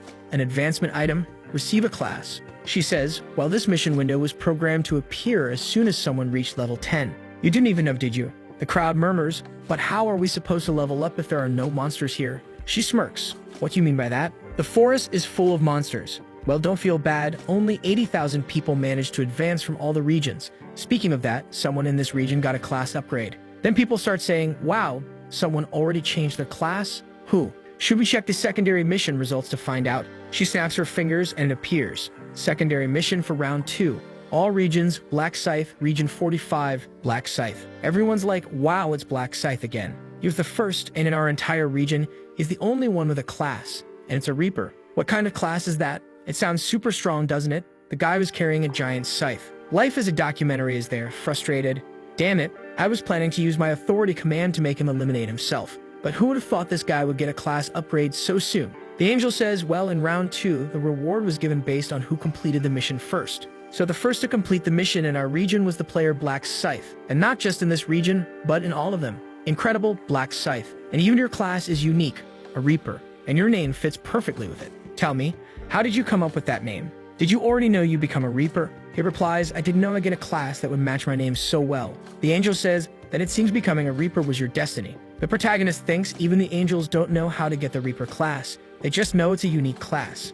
The angel adds, it's destiny, isn't it? How interesting to think that someone in this region would change classes and also be the only one unaffected by authority commands. People are curious, you won't be affected. What do you mean, Miss Angel? Well, since I mentioned it, I'll explain everything. How about that? Authority commands don't work on humans with a class. That means Black Scythe can do whatever he wants. Plus, he only has 10 authority commands. Just because you're the representative doesn't mean you have unlimited power. The crowd reacts, oh, he only has 10 commands. That's how it is. The subject is furious. Damn Angel, why are you telling them that? The angel continues, now we need to give Black Scythe a reward since he changed classes so quickly. She snaps her fingers and it appears. You are the first to complete the mission in this region and all regions. You receive a low-rank armor and a special chest. Please select one of the rare armors. You can choose metal armor, hunter armor, or mage armor. Obviously, there's no need to think about it. The first option is too heavy, and the third has no defense. So if he takes the hunter outfit, the special chest, just like last time, offers a choice of a 3x buff, 3,000 gold, or information. Well, since there are a lot of monsters in round 3, it's better to pick the experience buff again. The angel says, now that everything has been distributed, please return to your homes. Round 3 will be very exciting, I guarantee it. A system announces that they completed the mission and will return on March 1. The soul then returns to the body. The gangster wakes up and checks. My arm, thank goodness it's still here. Luckily, as long as you're not eliminated, your body comes back intact. He lowers his head, never again. I'll never mess with Black Scythe again. What a disaster. Why did I have to get involved with someone so heartless? Back at another location, a bodyguard who initially said he'd abandon the girl decides not to, so everything's fine. He says, well, you worked hard, Aaron. She replies, what did I do? You did everything. Thank you so much for helping me and for protecting me. He adjusts his tie. That's expected, considering I'm your manager and your bodyguard. Then she adds, I'd like to thank Black Scythe again. Is there any way to do that? Unfortunately, we don't know his real appearance, so there's no way to find him. Besides, it seems Black Scythe doesn't want his identity revealed. He doesn't. Do you know why? I asked him for his bank account number so I could send compensation, but he immediately refused. Black Scythe knows I'll be able to find him with the account number. She looks a bit sad, doesn't she? The bodyguard says, well, if you really want to show your gratitude, why don't we find him in the next round and give him an item? She responds, that's a good idea. I'll have to think a bit more about how to repay him. Well, get some rest today. I'll see you tomorrow morning. All right, take care. The guy's already in the elevator saying, President May. The president answers, hello, Sanchu. He says, looks like you're still not asleep. The president replies, I was just having some whiskey after getting back from the game. The bodyguard says, I saw the results, President. Congratulations on becoming a Black Knight. The president replies, well, it was nothing special. What happened on your side? Well, Siwa Renan and I only managed to reach level 8. In the middle of everything, we were hunted, got injured, and couldn't continue hunting. Hunted. I was planning to tell you once I got back. Is it possible for me to come now? The president says, is this related to Black Scythe? Come to the hotel immediately. I want to hear the details in person. All right, I'll be there in 20 minutes. The guy gets into his car while the protagonist watches from the side, observing. As expected, he's going to meet the president. 10 minutes earlier, the protagonist had woken up and used his tracking ability in real life. He just thought of the guy's face, and as the name and face matched, the system immediately provided a location, 9 meters. Well, he's very close, probably on the top floor, but now it's changing minus 23 meters, 56 meters. Judging by how fast it's changing, he probably took the elevator. Where is he going at this hour? Could he already be heading to see the president? I need to confirm this. Thankfully, I activated my tracking as soon as I got back. The shadows are covering the moonlight.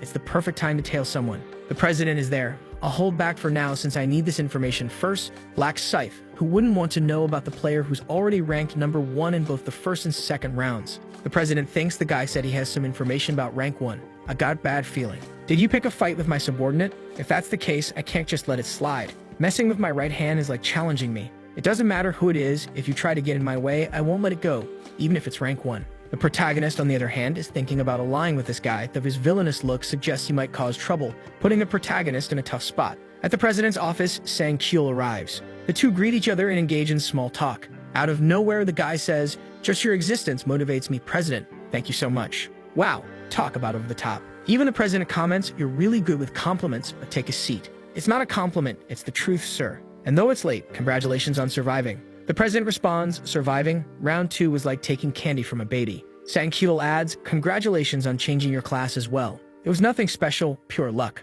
People say luck is also a skill. Besides, you rank number 2 and number 3 across all regions. That's no small feat. There's no greater honor for me than serving you. All right, calm down there. The president remarks, "Seems like you want something. Given all these compliments, go ahead and ask me what you want to know." Sang-kyul asks, "In that case, could I ask where you got an advancement item?" The president replies, "It was nothing. It just dropped while I was hunting some monsters. The truth is, it's thanks to the rune I received that I got this fragment." We see the moment when the angel tells him to check his inventory. He opens it, and there it is, Rune of the Black Knight. The description reads, "Increases all your attributes and imbues your weapon with a black aura that damages your enemies. Automatically advances you to a Black Knight when you reach level 10. He thought, Rune of the Black Knight?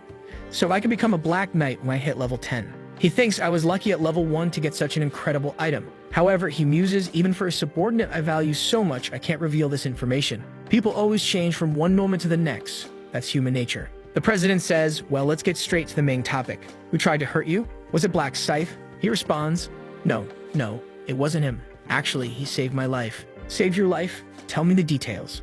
A bit later, after explaining the situation, the president says, "So you almost died because there were some thugs after Arin?" "Yes. If Black Scythe hadn't shown up, I think both she and I would have been eliminated. Maybe Arin would have survived, but I believe the psychological trauma she'd suffer would end her career in the entertainment industry." The president thinks, "Not only did I almost lose my most valuable subordinate, but even my business was nearly ruined." Then he asks, "And what happened to them? They were eliminated, right?" Sang-kyul answers, "Well, even though Black Scythe made them suffer more than death, in the end, he didn't eliminate them." The president asks, "Why not?" He said something like, "There's no benefit in eliminating them. Reducing the total population also decreases the number of survivors." The president reflects, "Well, if he's not wrong, but who knows what they'll try in the future. Still, thanks to Black Scythe, my subordinate and my asset are intact. Looks like I owe him one." Then he says, "I need to compensate him." Sang-kyul replies, "I mentioned compensation to him, but he said it wasn't necessary and left immediately." "What do you mean he refused compensation? Is he afraid his identity might be revealed? Seems like a very cautious man." "Well, if you see him in the next round, deliver my message. Tell him I'm extremely grateful for saving both of you." "All right, I'll tell them, President. And also keep an eye out for any way we can help. You know I'm not the type of person who likes to owe anyone." "Of course, sir, as you wish. I forgot to ask something important. Those thugs, what were their nicknames?" Seems like the president is planning to hunt them down. Outside, the protagonist sits in a tree thinking, what a loyal dog. He went straight to talk to that president as soon as he got back, even though it's so late at night. "Well, now that I've confirmed their fate, I better head back. I look suspicious wandering around here. Now, having a celebrity of the heavenly demon living in the same apartment as me, I'll have to thank my little brother. If I hadn't gone to deliver those rice cakes, I never would have met Arin or found out she's connected to that guy. If I manage to trust my neighbors have in me carefully, I can gain that guy's trust too. On the other hand, I still need to think carefully about whether I want to take the heavenly demon to the final round or not. His Black Knight rune is so powerful it could be considered a hack. The problem is the downside of receiving this rune, you're forced to become a Black Knight. And the worst part is that after receiving the Black Aura, the power of the Black Knight, you need to recharge an exclusive energy called Dark Energy, which can't be acquired through normal means. It's clear you have to eliminate others to recover energy. In a way, it's a skill that suits a psychopath like him, and it's kind of dangerous to have someone like that as an ally. For now, I'll keep him as just a candidate and use him when necessary because there are plenty of other talented individuals besides him. I'm also thinking about that woman who's probably the priestess connected to him. Well, as soon as the sun rises, I'll start working on this. At KS24, where the protagonist bought lottery tickets, a man is thinking, what do I do? Monthly revenue is going to drop by half at this rate. A girl opens the door and says, Dad. He responds, Oh, hi, Julie. What's got you so down? It's just, the lottery tickets have been completely suspended. Just like that, out of nowhere. The government's response kind of makes sense. It seems it's because of the players. They don't know what abilities they have, so it's dangerous. Then she adds, Do you remember the news about a guy winning first place 4 times in a row? And the secret, I saw it in my dreams. Okay, who could it have been? The father says, Well, things were already tight because of rent and work expenses. What am I going to do? Don't worry, Dad, I'll graduate soon and help you out, okay? Would it be a good idea if I got a part-time job to help with the household bills? The father replies, Julie, don't worry about money. I'll handle that. You focus on your studies. You have good grades, don't you? Aren't you going to school? Your dream is to become a doctor. Dad, I gave up on that dream. School doesn't matter in this situation anymore. He says, You're right, money doesn't even matter anymore. If things go wrong, you could be eliminated in the next round. I feel lost lately. Sorry, Julie. She responds, Dad, you don't need to apologize. It's not your fault. It's okay, I promise. I survived round 2 and even received a class. The father is surprised. A class? Yeah, hold on a second, she says, and then casts a healing spell, channeling a power over him. What is this? He asks. She explains it's a skill called Buff. I got it from my class. It slightly increases all your attributes and seems to have a revitalizing effect on normal people. Wow, that's an incredible skill. My body feels full of energy. She smiles and says, I can use it on you anytime, so cheer up, Dad. All right, I'll feel better. Just then, the customer enters the store, and when he looks, he freezes. Who is that? Julie asks, do you know him, Dad? That's the lottery psychopath, the guy who won first place by hitting the same number 100 times. The protagonist enters. Hey, how's it going, sir? Do you remember me by any chance? I bought 100,000 won worth of lottery tickets. I remember you. But why are you here? First, I wanted to apologize to you. Apologize? Out of nowhere? Why? I saw the news because I won first place consecutively. Lottery ticket sales were discontinued. I came here to apologize for unintentionally causing so much trouble for your store. The shopkeeper replies, don't worry about it. It's not your fault. It's not like we're going to starve just because we can't sell tickets. The protagonist responds, even so, I feel bad for affecting you with this situation. That's why I'd like to offer some compensation, even if it's a small amount. The shopkeeper looks. What's this? 10 million won? Both father and daughter exclaim, wait, hold on, you don't need to do this. Take it back. The protagonist says, please keep it. I'm sure I caused you trouble. He turns and leaves. The father says, oh, customer.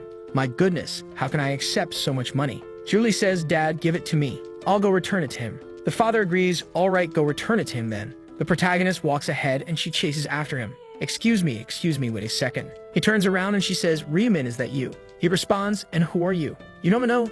It's me, Julie. We're in the same class. The protagonist says, same class? What do you mean? You don't even remember someone from the same class as you. Sorry, I'm not very good at remembering faces. Of course it's a lie. Minjulie knows she's from his class and that she's the daughter of the shop owner. He also already knew she would receive the buffer class. When he first discovered that a girl from his class received such a strong class, he was impressed that fate and coincidence could align like this. The reason he went to the shop pretended not to remember her and everything else was to bring her to his side. She says, so, can we go somewhere to talk? He replies, all right, let's do that. The two sit on a park bench and she hands him the money. Here, take it back. He responds, but isn't that the money I gave you? We can't accept so much money. Take it back. The protagonist thinks 10 million won really is an absurd amount, but I gave it to them knowing they wouldn't accept it. No matter how tough her circumstances are, she's the kind of person who doesn't like to owe anything to others. She insists, take it already. My arm is hurting. He says, I won't take it. What? I told the shop owner earlier that I only gave that money because I felt bad for causing so much trouble. It's the least I can do for my conscience. She says, but this is too much. But you know, no matter how much it is, I really want you to keep it. Otherwise, I'll feel bad every time I think about this situation. Then she adds, but this is such a huge burden, I can't accept it. The protagonist thinks that's exactly why I'm giving it to you. He says, look, tell the shop owner too. This isn't a lot of money for me, so you can keep it without feeling like it's a burden. She retorts, oh, why are you always so annoying? Why do you? The protagonist interrupts, well, we're done talking, right? I'm leaving. She quickly responds, no, wait, 10 million is way too much. I'll take 1 million instead. Is that okay? The protagonist replies, but are you the one deciding that? Go ask the shop owner. She says, oh, my dad will definitely feel uncomfortable with so much money. The protagonist questions, your dad? The shop owner is your dad? Yeah, he is. Wow, that's surprising. I go there all the time. Fascinating. She replies, it's fascinating for me too, finding out that the lottery's first place winner is a classmate of mine. The protagonist thinks, huh, classmate? She continues, well, didn't you realize we're in the same class? I recognized you as soon as you walked into the shop. He apologizes, sorry, I'm really not good with faces. Besides, this is the first time we've actually talked, isn't it? True, she admits. She then says, so this is the first time you've heard my name, right? Yeah, sorry. She seems a little embarrassed and the protagonist thinks, even though I feel bad pretending I don't know her, I have to do it to keep her interested in me. Sigma protagonist, cold and calculated. She stands up and says, I told you before and I'll say it again. My name is Minjulie. I'm in the same class as you and this is my face. Will you remember me? The protagonist replies, I'll remember. She sits down feeling defeated. Why does it feel like I've had a reality check? What am I doing with my life? I'm introducing myself to a classmate when graduation is just around the corner. The protagonist says, well, at least we know each other now. It's not like we can't talk after graduation. Speaking of which, why don't you give me your number? My number? Yeah, is there a problem with that? I don't think it's strange for classmates to exchange numbers. You're right. She hands him her number. Here you go. The protagonist responds, well, I guess it's fate that we met like this, so let's talk again. She agrees, okay. He then says, I have something urgent to do, so I'm heading out. As the protagonist leaves, she suddenly remembers the envelope. I forgot to give it to him. But then she reflects. To think he would ask for my number out of nowhere like that, it completely threw me off. My heart is racing. I know he asked because he sees me as a friend, but I still like Ryumin. What's happening to me? Damn people. Did I win the lottery out of nowhere? No, hold on. We're going to figure out why. She recalls I met him by chance. Then I saw a bunch of guys kicking and insulting him. You bastard. You didn't bring the money, huh? Do you think my words are a joke? Kicks all around. And she remembers thinking, oh my god, I called the police. Was it because I felt sorry for him? Or because I was the one who reported the incident and wanted to see how it would play out? She followed Ryumin to make sure he got home safely. But when she saw him working his part-time job as if nothing had happened, she realized he was much stronger than he seemed. From that moment on, she began to take an interest in him. But she never had the courage to speak to him. Her feelings grew, but she was always too scared. Who would have thought we'd meet like this? I need to act now. This is a chance given by the heavens, and there's no way I can pretend I don't know him after receiving 10 million. Well, since that's the case, should I ask him to grab a bite to eat with me? That's how you do it. Go for it. Call the protagonist, who's lying in bed scrolling on his phone. Damn, she already called. Let's go eat. Let's grab dinner. I'll pay. I have plenty of money, but I can't keep relying on you so much. The protagonist thinks good, a positive sign. It seems she feels like she owes me something and wants to buy me lunch. It'll be easy to make her an ally and naturally become her friend. This way, I can save her and take her to the 20th round. He gets up to leave, already carrying a Prada bag. His brother asks, where are you going? I'm going to meet a friend. A friend is not a girl, is it? And why can't I meet a girl? I'm leaving. Bye, don't forget to have lunch. The brother is surprised. No way is he going on a date. At the meeting, the protagonist asks, so, how's the meat? She replies, what? The meat? Do you like it? Yes, I do. I like it. Then eat a lot. All right. The warrior looks awkward. Worse than those protagonists who make us frustrated. She thinks to think I'd be here alone with Ryumin. What an amazing day. Both sit in silence. She thinks no, the atmosphere is getting weird. I need to say something. Come on, be bold. So how did you win the lottery? Like 4 times in a row. The protagonist replies, I saw the results in my dreams. Wow, how much did you win from those dreams? Maybe I wouldn't have to worry about money for the rest of my life. On the other hand, now I have to worry about my life. So I was curious. How was your first round? Was it hard to eliminate the goblins? It was very hard. It took forever. What region are you in? Yes. I don't remember the rest. Something ending in 5. Oh, mine ends in 7. That's a shame. It seems like we won't be able to meet there. The protagonist thinks, don't feel disappointed, my friend. We'll definitely meet. Over time, the regions will merge as the number of survivors decreases. Now I'm confused because he wants to hide that he's the rank 1 protagonist, but he also wants to be her friend and recruit her to his team. So things are getting complicated to follow. What level are you? She asks. I'm level 10. I'm level 10 too. Did you get a class? Not yet. And you? Well, I was lucky. I got a class item. It's called Buffer. Oh, Buffer. Like in games. The protagonist thinks, thank goodness she has the Buffer class again. She says, do you want to see it? I have a buff called Blessing that increases all your stats. Really? Let me see. She casts the buff on him and he marvels. Wow, this thing is amazing. It increases all stats by 50% for 3 hours. Yeah, I need to take her to the 20th round. The protagonist says, as expected of a unique class, the effects are excellent. He comments, wow, that's incredible. The protagonist knows that when she maxes out the skill, the effect will double, reaching 100%. But that's something for when she levels it up completely. Still, he's glad she used the buff on him. I was looking for her because of this. The reward I got for being the first to change classes was a random gold backpack. As the name suggests, it gives you a random amount of money, but it's influenced by the luck stat. So the higher your luck, the more gold you get. He says, wow, this is great. Thanks, Shali. She replies, just let me know if you want a buff. It's really easy for me to use. Alright, but didn't you say you had something you wanted to tell me? Oh right, I should have mentioned this earlier. So thank you for the 10 million, and my dad asked me to thank you too. Rest assured, we'll pay you back. The protagonist says, that's what you wanted to say? I already told you, don't worry about the money. Well, if you don't want the money, maybe something else. I got it. She takes something out of her inventory. The protagonist thinks, what's that? She explains, I got this while hunting. If you won't accept money, at least take this. I'm being sincere, so don't even think about rejecting it. In the next scene, they're saying their goodbyes. She says, this was really nice. The protagonist replies, for sure. Be careful in the next round. Bye-bye. The protagonist heads to a square, opens his inventory, and sees the item she gave him, a low-grade purple magic crystal. He thinks, wow, to think I'd get this from her. Unfortunately, I can't fully understand what this item does yet. I'll only know at level 20 when the combination feature unlocks. You can combine the crystal with your weapon to add some effects. There are 7 crystals, red for damage, orange for strength, yellow for luck, green for dexterity, blue for intelligence, and dark blue to reduce the damage you take.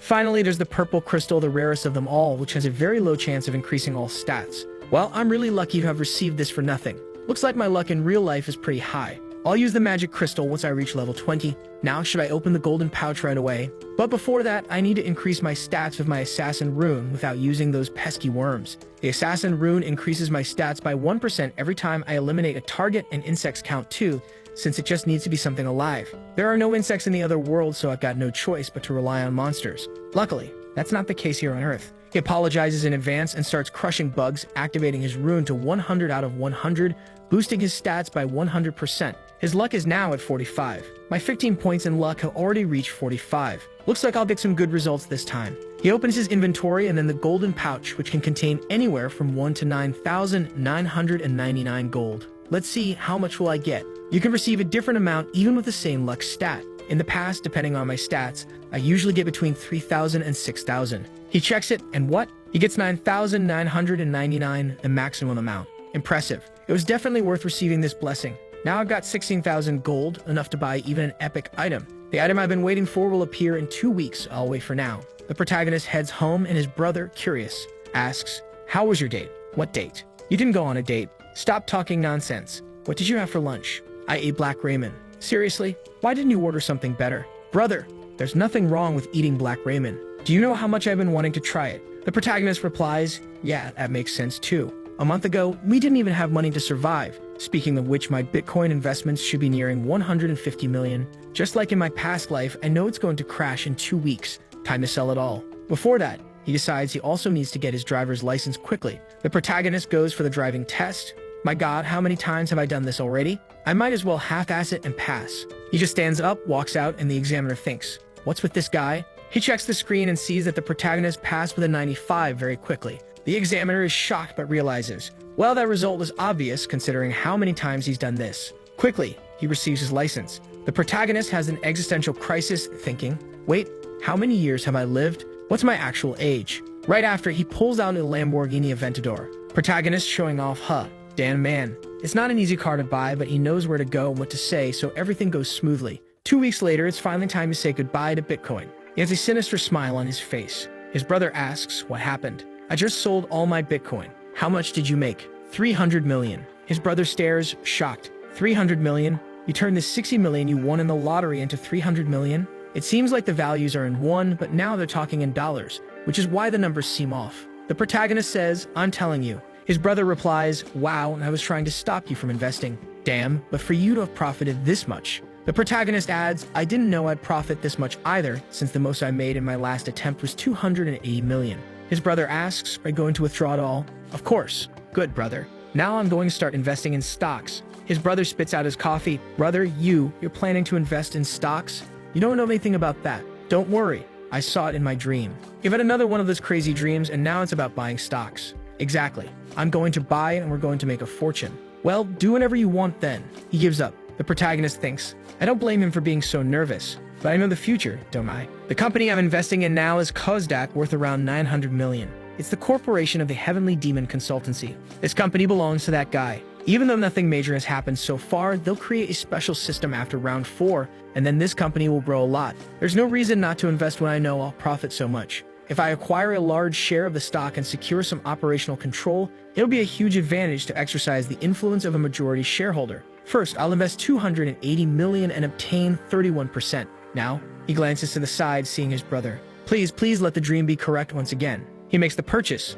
Good, it's confirmed. Now I just need to buy my items. At midnight of the same day, the protagonist opens the game's item shop. I've been saving up until now. He navigates to the equipment section. You can buy common items and skills as long as you have the money. Nothing is more convenient than this. However, most are normal rank items. Still, it's not impossible to buy rare or epic items. The daily item feature allows you to purchase a random item that changes every day. Of course, it's difficult to get exactly what you want since you don't know when it will be available. But that's not a problem for him, as he already knows what will appear. And today is the day an epic item he needs becomes available. There it is, item of the day, skeletal necklace. It provides some stats, and its most interesting effect increases attack speed by 1% for every enemy defeated, up to a maximum of 25%. Perfect. The skeletal necklace is an item that increases his intelligence and attack speed, not to mention that it's quite cheap for its many effects. Now that it's here, it's time to use that. He opens his inventory and uses the 50% discount ticket he received when he changed classes. The protagonist, who scored 0 in math, pays half the price and is amazed that he still has almost 14,000 left. Wow, I have so much money. That's great. Obviously, if you'd done the math earlier, you'd have realized it was easy. Originally, he was planning to buy a set of normal equipment with what was left. But if he saves another 6,000, he can buy another skill. And this skill is much better than any normal equipment. I need to earn 6,000 gold as quickly as possible. Thankfully, round 3 is full of monsters.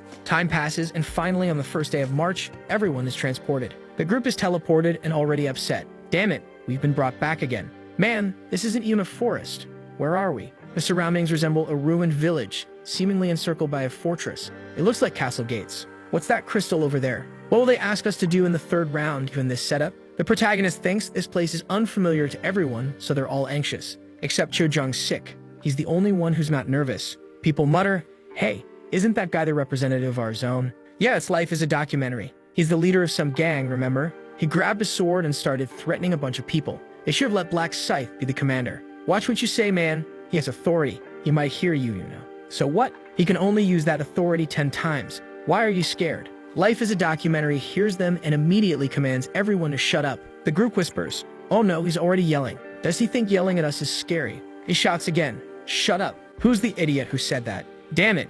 I knew this would happen. That cursed angel must have revealed my weaknesses to everyone." At that moment, the gang leader Prodigy steps in.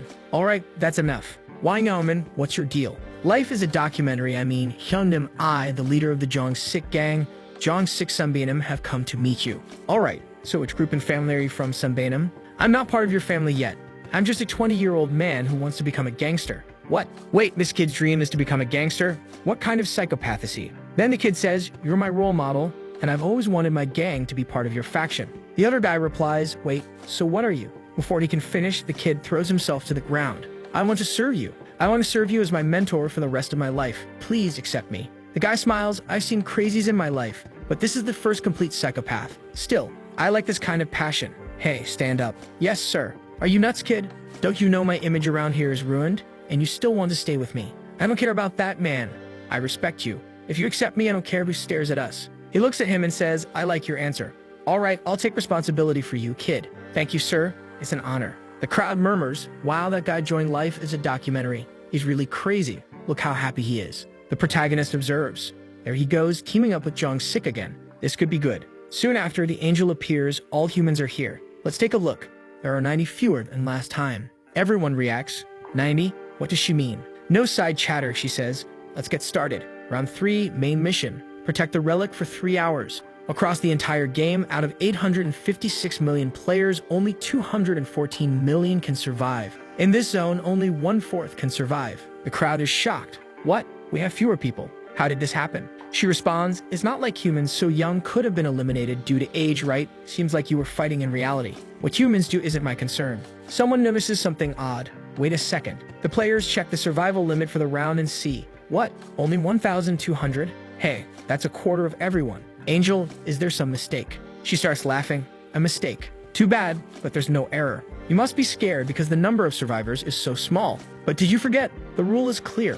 Only half survive each round. However, all of you survived the last one. So naturally, only 1/4 will survive this time to balance it out. Someone exclaims, "But this..." She cuts him off. Hey, don't feel cheated. You just need to work hard to be in the top 25%. Enough explanation, let's talk about this round. Monsters will appear from 4 gates every 30 minutes. Their target is the relic in the village center. There will be 5 waves of monsters and you need to combine your powers to protect the relic. If you successfully protect the relic for 3 hours, you'll receive additional rewards. But if you fail, you'll face a severe penalty. Regardless of whether you survive or not, your rank will be based on how many monsters you eliminate. Due to the defensive nature of this round, there will be many more monsters, but they're 3 times weaker, so it won't be too hard. Of course, the experience and gold you earn are also reduced. Life is a documentary thinks, so all I have to do here is kill a bunch of monsters. I still have my authority, so this will be easy. The angel continues. Oh, I almost forgot to mention. The representative of this zone is Life is a documentary, right? He can use the authority position during this round.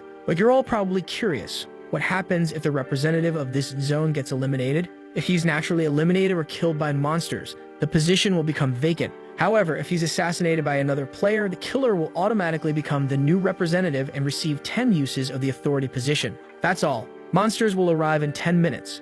I hope you all work well together and survive these 3 hours. But I don't think you'll collaborate, will you? She vanishes. Life as a documentary stands there stunned. What the hell? That's so unfair. He turns around and sees others already drawing their knives to attack him. You bastards, come on. I'll chop the head off the first one who comes at me. Someone says, you're being way too aggressive for a guy with only 10 authority uses. If we eliminate him, we'll become the representative, right? Man, I should be the representative. Everyone suddenly looks behind them. There he is. The kid enters in his signature style. Black Scythe, what do you want? Don't be scared, I just came to talk. I'm not scared, speak already. If you think I'll be afraid of your threats. The protagonist interrupts, I have an offer. It seems like you're in a tough spot, right? I'll protect you. What? I'll stay by your side and protect you if any players attack you. Everyone reacts, what? Black Scythe is going to protect Life is a documentary? Does this mean we have to fight Black Scythe too?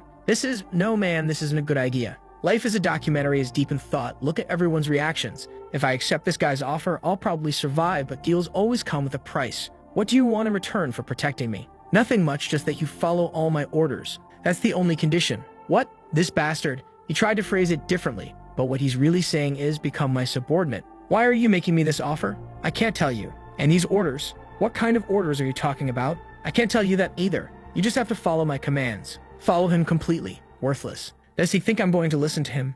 But if I reject this offer, will he attack me with that scythe? Decide. Everyone else is waiting for your answer too. I'd reject your offer. I knew he'd do this. There's no way this guy would let go of his pride. The group is shocked. He rejected the offer? He could have been hunting peacefully if Black Scythe protected him, right? This guy's pride must be too wounded to follow someone else's orders. Looks like his pride will matter more than his life in the end. He probably thinks we won't do anything, huh? The protagonist thinks everything is unfolding just like in my last life. Now I need to draw a firm line. Understood. Since that's your decision, there's nothing more I can do. From now on, I don't care what happens to you. Whether you're eliminated or survive, it's none of my concern. The group reacts. Did you hear that? Black Scythe said he doesn't care anymore. So does that mean we can attack this gangster? Let's go, guys. Life is a documentary stares back. Damn it. Should I have accepted that offer? Suddenly, an announcement rings out. The first wave will now begin. Prepare for the monster invasion and protect the relic. In 30 minutes, regardless of the state of the first wave, the second wave will attack. The group scrambles. All right, everyone. Let's protect the relic. Time until the end of the round, 2 hours, 59 minutes. Life is a documentary mutters, damn it, I can't fight alongside these guys who are targeting me. This is an individual mission. I just need to focus on mine. He looks around, but where's that bastard going? He notices the protagonist heading toward the entrance. Is he planning to fight alone? At the entrance, the announcement echoes. Wave 1 to 4,900 players, 9,800 weakened goblins. 9,800 goblins. Based on this round, all goblins have only 1/3 of their strength. Good luck in battle, everyone. Life is a documentary mutters, damn it, I'll hide first and observe the situation. But why is Black Scythe moving? Is he seriously going to fight the goblins at the entrance alone? Even if the entrance is narrow, at least 10 can pass through at a time. Does he really think he can handle 10 at once? He watches as the protagonist stands waiting for the goblins. That crazy bastard. He's acting all confident just because he's a level higher. He'll probably kill a few and then run away when things get tough. Guaranteed. The goblins approach. The protagonist draws his scythe and slashes through 3 at once, tearing them apart. Life is a documentary stares in disbelief as the goblins leap toward him. Time seems to slow. The protagonist jumps and slices through them in midair. Wait, is Black Scythe really this strong? I don't think even if I reach level 16, I'll be like that. I can't just stand here. I need to hurry and start getting stronger too. The majority of players are occupied fighting the goblins. In the distance, someone shouts, block that side. The west gate is being overrun. Stop them. Let's go. Life is a documentary thinks I need to head down quickly. This is my chance to kill some goblins too. Come here, you experienced bastard, he mutters, cutting down one goblin and then another. Thanks to my detection room, I can easily predict how they'll act. Suddenly, an arrow flies by. What? An arrow? From where? I didn't see any goblin with a bow. Who was that bastard? Damn it.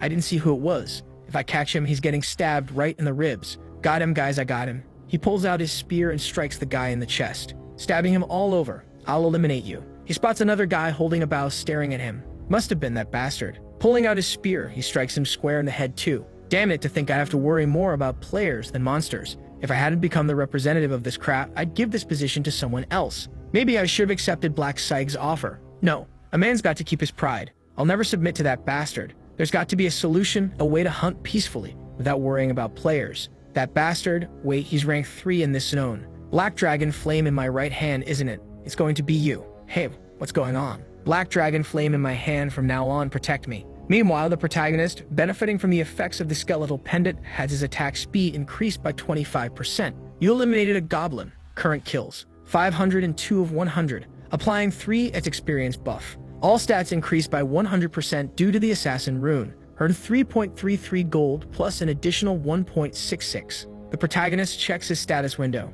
I've made around 2,000 gold so far.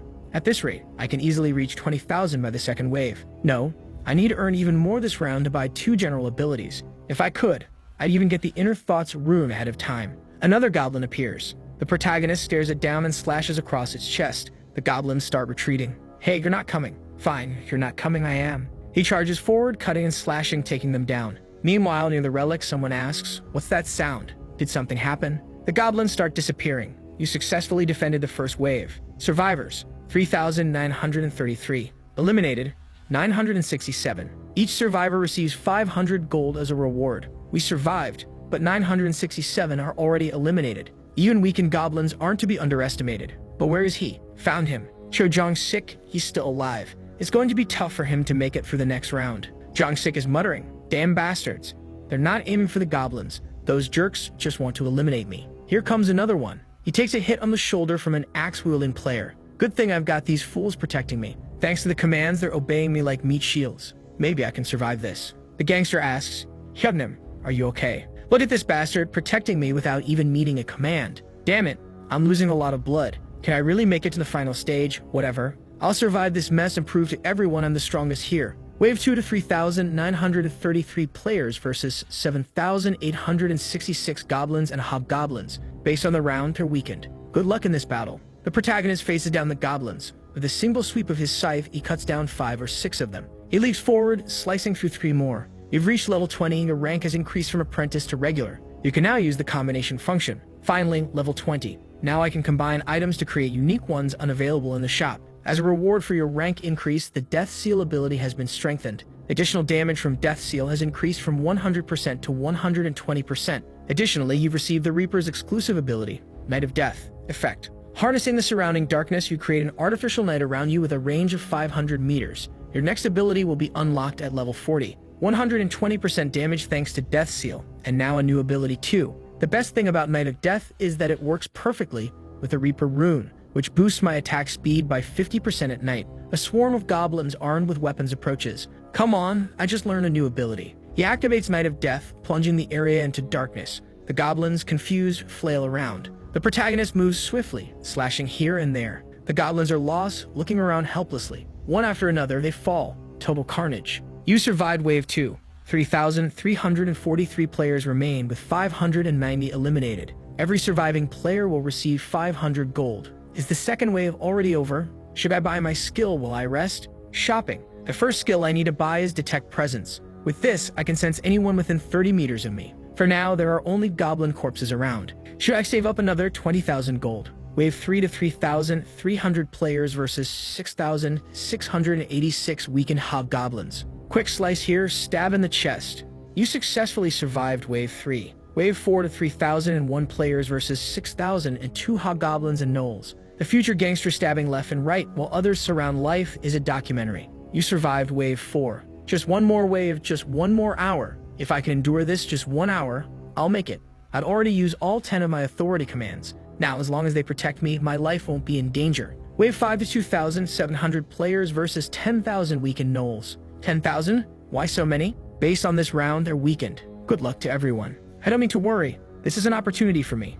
I'll set a record now. I need to get stronger and take down those bastards who tried to eliminate me. He looks around, noticing the group he commanded earlier taking blows to their chests. He's over there. That's the zone representative. We need to eliminate him now. Bastards, protect me from them. He grabs 2 players, using them as shields to fend off attackers. One takes a stab to the chest, another a knife to the face. They drop dead. Damn it, I'm in trouble. It's not time to hunt anymore. I need to run. There he is.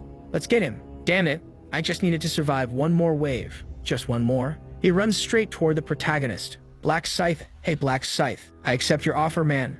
I'll do anything you order, but please protect me. I said I'd accept your offer, Black Scythe. Answer me. I refuse. I told you before that I don't care what happens to you anymore. But you made the offer. I said I'll submit. Why are you rejecting me? I don't need a subordinate without authority commands. Damn it, he's saying, I'm worthless now. If I'd known it would end like this, I would have accepted the offer earlier. Did you see that? He rejected the offer. What a relief. I was worried about what I'd do if Black Scythe accepted. Your life really is a documentary, huh, buddy? Now that you screwed, it'll be easy. Damn it. If you want to come at me, fine. I'll take at least one of you down before I'm eliminated. The gangster prodigy steps in. Sunbeam, you're struggling, huh? Don't worry, I'll help you out, man. Huang Yanmin, I knew I could count on you. If I survive this, you can be sure I'll. A punch to the mouth sends him to the ground. Sunbeam, relax. Your death won't hurt at all. You bastard. More punches, relentless blows. Damn it. To think that I, Cho Jong-sik, would be betrayed by a bastard like this. And it's over. The zone representative, Life is a documentary, has been eliminated. Authority is transferred to the killer. Player Yaomin is now the new representative. That's it. I'm the representative now. I'm the king. You are now the representative and have the authority powers. Now I can mess with Siwa Ren as much as I want. It's going to be great. Relax, Kumnam. I'll use your authorities well. Don't hate me too much. This is what happens to a boss who only runs away. Shameful. Hey, could you guys see how I took this guy out? He didn't stand a chance. Yeah, you're right. Thankfully. What the hell? His hands are still covered in blood. He beat the guy to death with his bare hands. This psycho is giving me chills. A complete bastard. To think he really betrayed the guy. What's wrong, everyone? What's going on? Hey, wasn't this bastard supporting that gangster earlier? Looks like he was planning to betray him from the start. Man, this guy's weird. To think he's the leader now. Hold on. Let's take this guy out. He says, they're targeting me now. Fortunately, I have someone to rely on. Black Scythe. What? You saw the message. I'm the zone representative. I have the 10 authority commands. So, the offer you made to Life is a documentary. I accept. I'll do anything you order as long as you protect me. Cho Jong-sik was abandoned because he no longer had those commands, so you're going to accept it, right? I don't really like your attitude. If you get on your knees and beg me, maybe I'll consider your case. Excuse me, you didn't hear what I just said. I have the 10 authoritarian commands. Yes, so what? You must be mistaken about something, but the one who needs someone here is you. The guy looks a little confused, saying nothing. You want my protection? Get on your knees and beg. He looks back, already turning around. I'll do everything you order, so please use me as your subordinate, please, Sir Scythe. The protagonist stares him down. I've seen this scene so many times it's almost unpleasant, but Huang Yangmin, unlike Jong-sik, has some value for now. Alright then, I accept your offer. Thank you so much, Scythe. Stop doing that. You're disgusting, man. Sorry. He takes a few steps forward. The group, wait, what happened? The Black Scythe is going to protect Yeoman? That's ridiculous. Are we going to have to fight against him? Man, did you see Scythe fighting? No way. He wiped out hundreds of monsters on his own here. How are we supposed to take this guy down? The protagonist? I'll help you decide. You have two choices. Either give up on the zone representative and go back to eliminate the monsters, or be eliminated by my hands. I recommend the first option, but I don't mind the second. Whoever raises any blade in my direction, I won't consider human. The group already lowers their blades, their daggers dropping as well. I'm leaving. Me too. Yanmin, incredible. Everyone fooled with just a few words from Scythe. I was scared when he was an enemy, but being on his side feels pretty good. The protagonist, things will soon come to an end. We can calmly beat the fifth wave at this pace, but it would be a shame to end things like this. Huang Yanmin. Yes, Black Scythe. As promised, you'll do what I tell you. What is it? Just tell me, and I'll do it. Use the 10 commands of the position of authority to break the relic. What? The relic? But wait, if the relic breaks. He remembers the angel. If you don't protect the relic, it'll receive a severe punishment. So why? Wait, if I use my 10 commands, I won't have any left to make CURN my slave? Scythe, can I ask why? Shut up and do it already. Can I use 9 instead of 10? I won't repeat myself. If you don't want to be eliminated, make your decision now. Alright, I'll do it then. I'll choose the 10 people on whom you'll use the authority. Sim Sang Ju, Small Pepper, Don't Touch Me. Spring, Summer, Winter, command the 10 names I just mentioned to break the relic. Excuse me? Wait, that includes all my friends. What's the purpose of this? The guys exchange glances. Hey man, guys, I'm sorry, but it's a command from Black Scythe, so you have to understand. And it starts. Don't touch me, Sim Sang Yun, Small Pepper. The command is passed to all 10. Break the relic. The system alerts, the relic is under attack. The guys, what? When they look, the 10 maniacs are already destroying the relic. Hey, why are you doing this? Stop it. We'll get penalized, man. Don't break it. Everyone's already smashing it, the group cutting away. It's done. The relic was destroyed. You failed the main mission. In 30 minutes, the Divine Punishment Agent will be summoned. The group Punishment Agent, who is that? Survive the Punishment Agent for the time limit. The round won't end until the agent disappears. Whoa, man. It must be some kind of boss. Secret Secondary Mission. Round 3. Survive the Divine Agent for 30 minutes. Reward, 3,000 gold. The group, wait, at least the reward is 3,000 gold, man. Man, I told you we've earned only 2,000 so far for protecting the relic. This will be worth it. Yeah, it's actually profitable. That's right, man. A reward bigger than the 5th wave itself. That's why I made Yongman break the relic. But I didn't break it myself because the players who attacked the relic have been identified. The 10 players who attacked will receive a penalty. 50% of their stats will be permanently reduced. The guy, wait, how are we getting this penalty? We were just following commands.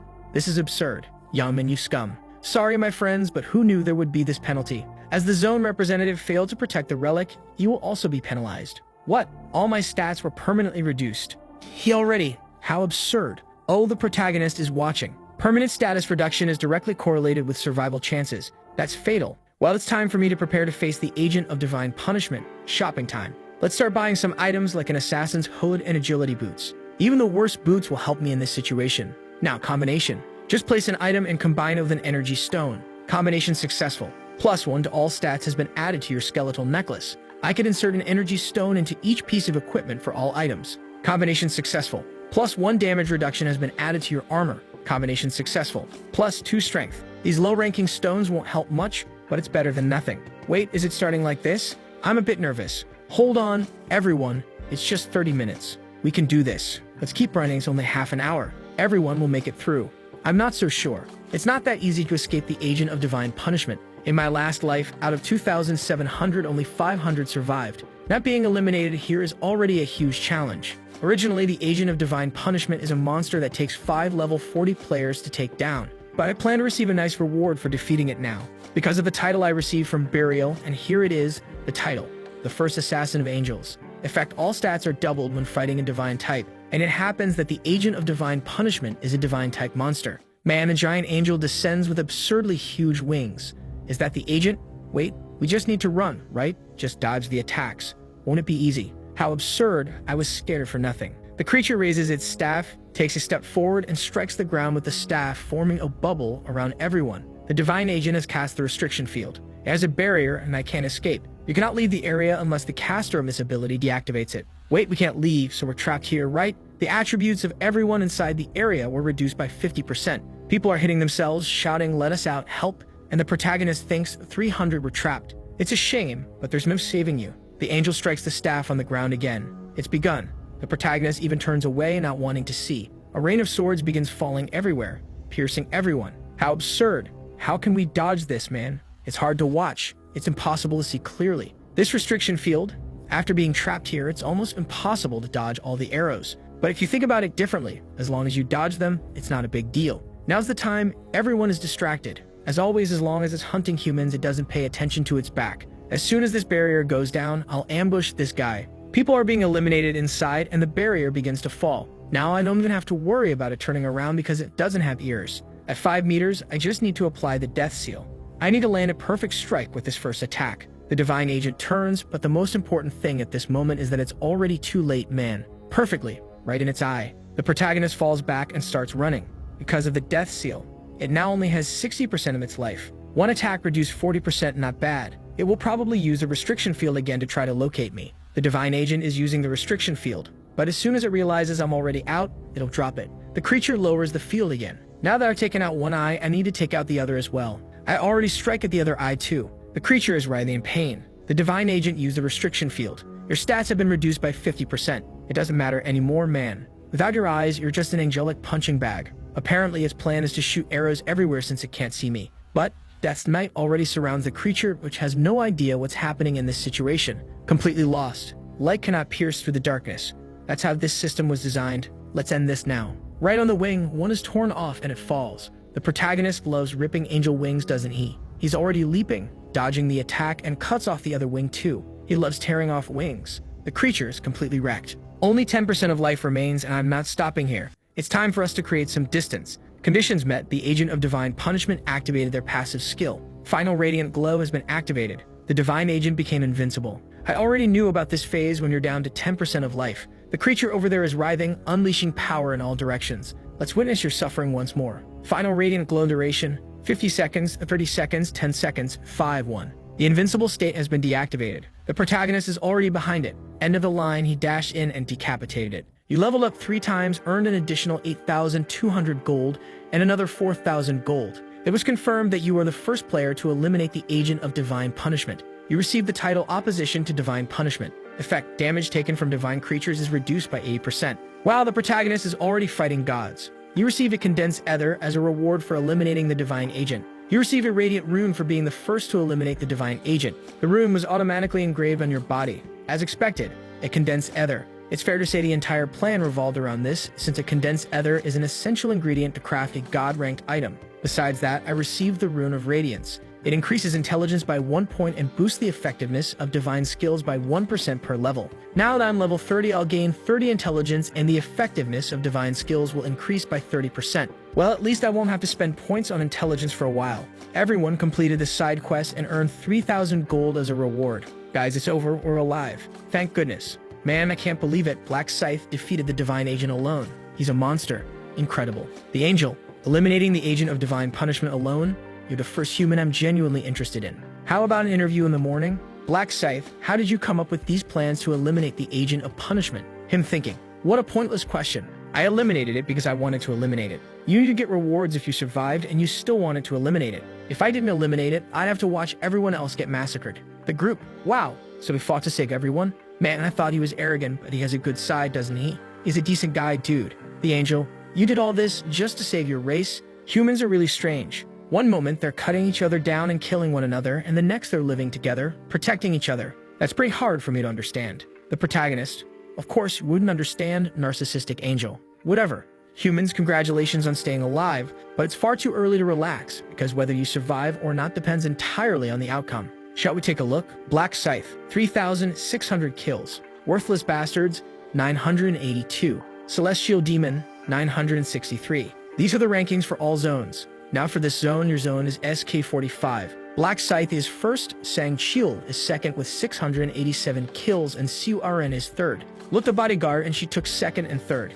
Speaking of which, did she even show up during this fight? I didn't see her at all. Come on, draw it out for my eyes. Black Scythe eliminated 3,600, but the second rank didn't even reach 1,000. Level 30, man, this guy is insanely strong. Does he have some kind of bonus or what? The protagonist? I do have an experience bonus, but I think the only way to get this is by being first in the zones. Congratulations, you completed the mission as rank 1 across all zones. Congratulations, you ranked first in your zone. You receive a coupon to select an intermediate level ring for being first in your zone.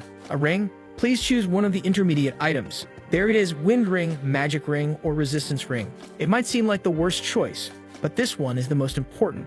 I'm choosing the Resistance Ring. Effect plus 4 luck and plus 35% resistance to abnormal effects. Doesn't matter how strong you are if you get caught in control effects. Besides, resistance to effects can't be increased with stats, so it's better to get this as early as possible. Now for the next thing. You can choose one of the special rewards, plus 50% to stats for round 4, 4,000 gold, or information about round 4. As expected, there's no more experience buff, since from round 4 onwards, it's no longer about monsters. So although with number 2, gold, and you're now humans, you're all happy here. But did you look at the messages? Rank 1225 is the cutoff line. The guys, Anja, wait, I think there's been a calculation error in the system. Please check it again. Seriously, I eliminated so many monsters. There's no way my rank is that low. Why are the bugs talking? You need to be annihilated if you couldn't even stay in this rank. She snaps her fingers, and they vanish. And with that, we reach the end of round 3. Suren wakes up in bed.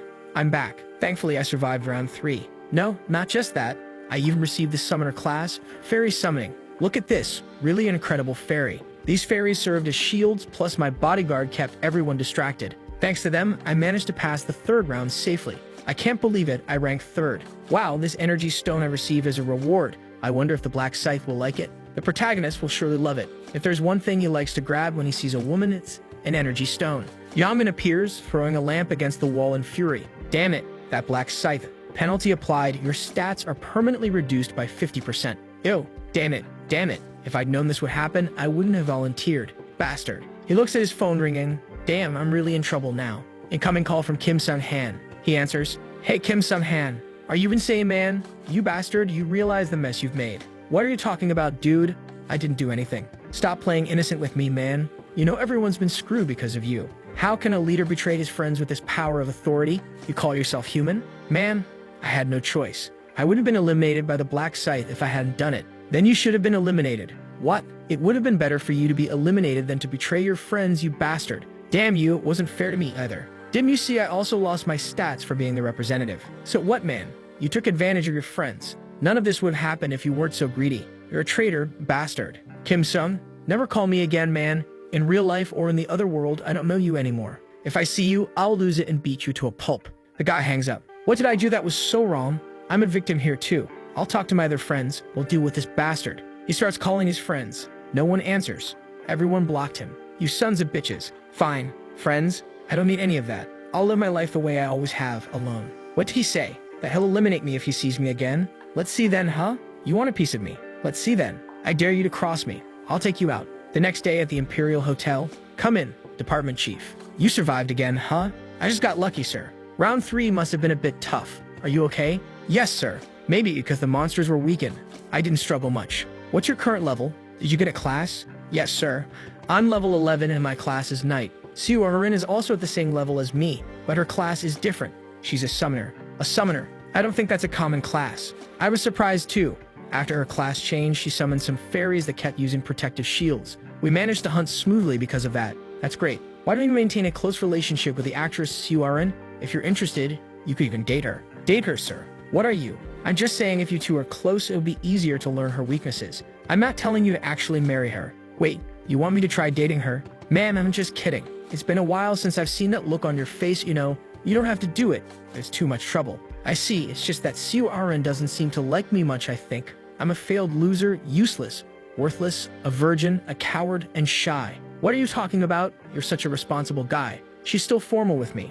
She calls me Mr. Bodyguard. Is that so? Well, anyway, what's the urgent message you have for me? First of all, I'd like to apologize. But why? I failed to complete the mission you gave me. I couldn't help Black Scythe, nor could I deliver the message. You must have your reasons, right? Yes, what happened was... And then it seems he explained the whole story. So the agent of divine punishment seems like a powerful target. Did Black Scythe eliminate it? Yes, sir. He took it down alone with some overwhelming skill. It's like he already knew how to win. Black Scythe doesn't seem like someone who needs help. So apparently he really does have abilities beyond our imagination. So strong that I feel ashamed for thinking I was strong just because of the Black Knight's rune. Black Scythe, I want to meet you if I ever get the chance. Well, since you had your reasons, I won't blame you for it. I'm sorry, sir. Enough of that. What's the result of the tracking on those bandits? The main one is called Hwang Youngmin. Assuming that's his real name and not a fake, there are dozens of people with that name in Korea. But assuming he's in his 20s and living in Seoul, how many does that narrow it down to? 5 people? What's their location? The detective from the agency said it will take at least a month to locate all their homes.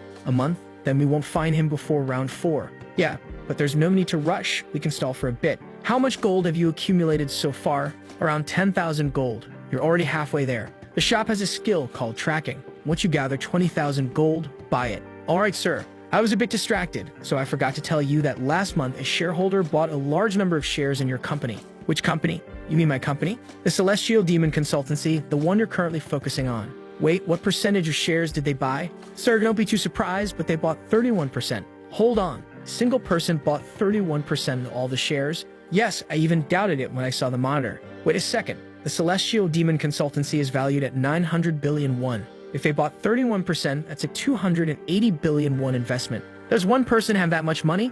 Could it be some rich person I don't know? Or is this something to do with my siblings? Well, in any case, if they invested 31%, it means they want to be part of the management. Head of department passed me the contact information of this major shareholder. Meanwhile, the protagonist is looking at his phone. Soon, he'll call me. I need to act like someone important since I'm now a major shareholder. Brother, what level are you? His brother bursts in. Why are you asking me that out of nowhere? There's this guy in my class who's acting all high and mighty. He keeps saying his brother is a high level, that he's class level 11, and so on. Level 11? Don't worry, I'm a higher level. Really? What level are you, brother? What should I tell him? If I tell the truth, it might complicate things. 12. Really? Wow, you must have a class then. Of course. What's your class, brother? What is it? Secret. Come on, man, there's no secrets between brothers. Now get out of here. Alright, the phone rings. Here he comes. Hello? Am I speaking with Mr. Ryu-min? Yes, who's calling? Greetings, I'm Megyeon Rock, the CEO of the Celestial Demon Consultancy. The protagonist thinks I'd better act a little lost at first. The more clueless he thinks I am, the lower his guard will be. Yes, hi. Hello. So last month you invested a fortune in our company, correct? Yes, what about it? Well, as it stands, you are now the majority shareholder of the Celestial Demon Consultancy, and I'd like to meet you in person. Could I treat you to lunch? Sure. Would Friday work for you this week? The protagonist thinks Friday. That's an important day for me to receive the Rune of Inner Thoughts. I have plans on Friday. Would Saturday work? Of course. Let's meet on Saturday then. As I expected, he called. The Celestial Demon Consultancy is one of his priorities since he wants to gain his father's approval. There's no way he'd ignore one of the major shareholders in his company. Before meeting him, I need to collect the runes. There are several ways to obtain runes. They can be located in certain places or specific rounds or even as special rewards. They can also drop when you eliminate bosses and in very rare situations, even normal monsters. However, something not many people know is that you can obtain runes in real life. Of course, the conditions for a rune to manifest are quite complex. Soon, Jan will show up right here. His real name is Jang Sikyan. This is a name I won't forget because he was the criminal who kidnapped my brother. And I still clearly remember that guy's voice. Do you want to save him? You'll have to pay the price for that. Tell me all the information that others don't know. What are you talking about? How would I know? Stop laughing. I know you went back in time. How does he know that? You're curious about how I know, aren't you? I have the rune of inner thoughts, you see, and I used it to take a look at your brother. Of course, I also know your inner thoughts. Since that incident, I've been seeking revenge against this guy from my 11th regression until now. At this point, there's no emotional weight to it for me. I'm just here to get the rune of inner thoughts before this guy. The man walks in carrying someone. Today, in this place, he throws the girl to the floor. I'll take it out for you, but don't scream, okay? Do you understand? She pleads, please spare me. What's this? Is that all you're going to say after I let you go? Try something different like, I don't know, I have a kid. I'll give you money. I don't want this kind of unbearable whining. Sorry. Why are you apologizing so much? Are you saying that because I gave you a weird look that day, huh? I'm truly sorry. Exactly. Why did you do something like that and now you're here apologizing? I felt like trash that day, you know. 2 nights ago. I need a girl today. Which one of these will help melt away my problems? What a beautiful body. Oh, where is she going? He follows her and enters ahead. Ow, my eye. I can't see. Who are you? I don't know what happened there, but he comes out with her all limp. I love this thrill of doing crazy things. My life was so boring before that I wouldn't have cared if I were eliminated. But the rune of luminescence makes my body glow and blinds all my opponents. It's the perfect rune for having some fun. He walks into the shop. Welcome. She's really pretty, isn't she? Give me an iced Americano, please. All right, your total is 5,001. Oh, are you working part-time here? You know, I always come to this place, but you're not the usual attendant I see. So you're a regular? I didn't know that. All the other part-time workers left. As you know, the world is changing a lot. Yeah, that makes sense. In a world where you can be eliminated at any moment, who's going to stick with a part-time job? So are you the owner? That's right. How old are you? You look really young. I'm 32. That you're not a player? No, I'm not, thankfully. I see. Could you give me your number, pretty girl? I like you. What? What's wrong? Why are you making that face? Do you hate my face that much? What? You're disgusted by my face just because I have a few marks, aren't you? What a terrible feeling. I'm not going to drink this horrible coffee. Give me my money back, you filthy woman. Here. He snatches the money from her hand. Bitch, looking down on me just because I'm not very handsome and because you're a bit pretty. You'll pay the price for looking at me like that. He hits her on the head and we're back. I'm sorry. You know you can't look down on people just because of their appearance, right? I know. I won't do it. I don't know. I think this isn't enough. You're not being very sincere. He throws her to the ground. You think I don't know? You're just pretending to get out of this situation. Please let me go. But didn't you want to apologize? If you're so interested in apologizing, why don't you pay me with something? She all nervous. No, it was my fault. No, stay still. You stay still. Wait, I thought there was no one else here. Is he a detective? Who's this guy? Man, stop swearing. Though soon you'll be swearing a lot anyway. Man, what is this guy? What's with that giant scythe? A white mask? Hey, you lunatic. Do you think this is the place to cosplay with toys? Apparently you still don't understand the situation, do you? Does this look like a toy to you? Yeah, let's go. Smoke rises. What the? Is that real? Are you a player? You're really stupid. What do you think? The protagonist looks at the girl. Get out of here now, miss. This is your only chance. Hey, who said she's leaving? The protagonist charges at him, striking several blows. He falls. Whoa, that one hurt even me. The man groans in pain. The protagonist says, didn't I tell you that you'd be cursing up a storm? Then he looks at her. Go now. Leave him to me. Thank you. She runs off. All right, now it's just the two of us. Is it time to start the game? You bastard. I'll take you down. I'll kill you, you. Is that your attitude? It's no fun if I take you down while you're giving up. You son of a, how dare you keep smiling like that? He dodges. What's happening? How is he evading so easily? The protagonist says, I can't believe you're still using a goblin dagger. He spins the scythe. Oh man, that was precise. That thing's sharp as a blade straight out of a factory. A limb is sliced off. Does it hurt? Because I haven't even started yet. The guy looks down in shock. The protagonist vanishes, reappears, and slashes again. Look at you, all scared. Man, at this rate, he's going to kill me. If I want to get out of here alive, I need to blind him. He activates his power. Now I'll take you down, you bastard. But then he looks at his stomach. What's happening? Why isn't my power working? The protagonist thinks, shine as much as you want.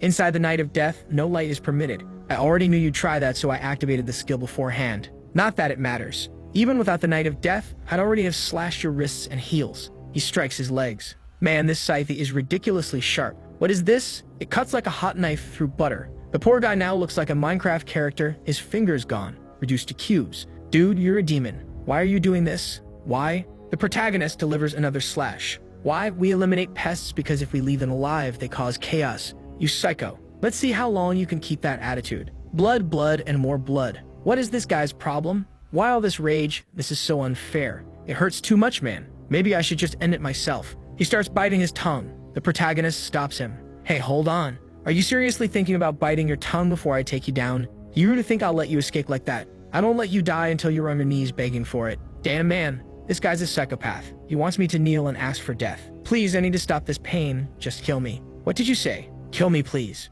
Are you sure? Please, man. You must be wondering why I'm doing all this, huh? After all, we're complete strangers. But actually, it's not like I don't know you. I met you before, you know. He knows my name. Wait, don't tell me. You know that woman? No, I have nothing to do with her. Then how? You kidnapped my brother and threatened me to give you some information or you kill him. But I didn't. Of course not. That's because this is an incident that will happen in the future. None of this has happened yet. But for me, it's something from the past. If I hadn't gotten involved, you'd have received the rune of inner thoughts. Inner thoughts. Yeah, there's a hidden rune here. Do you know the condition for it to appear? The person has to hear the true voice of another. True voice? Yes, a voice that comes from the heart, genuine and sincere. If I hadn't shown up, you would have abused that woman and she would have begged for her life in her true voice. With that, you would have received the rune of inner thoughts and gone on to commit even more crimes. I've seen it happen in several regressions. And besides all that, you've already committed 12 crimes and are a despicable person who deserves to die. If I deserve to die, kill me, please. No, I won't even touch you. What? What do you think I've been doing this whole time?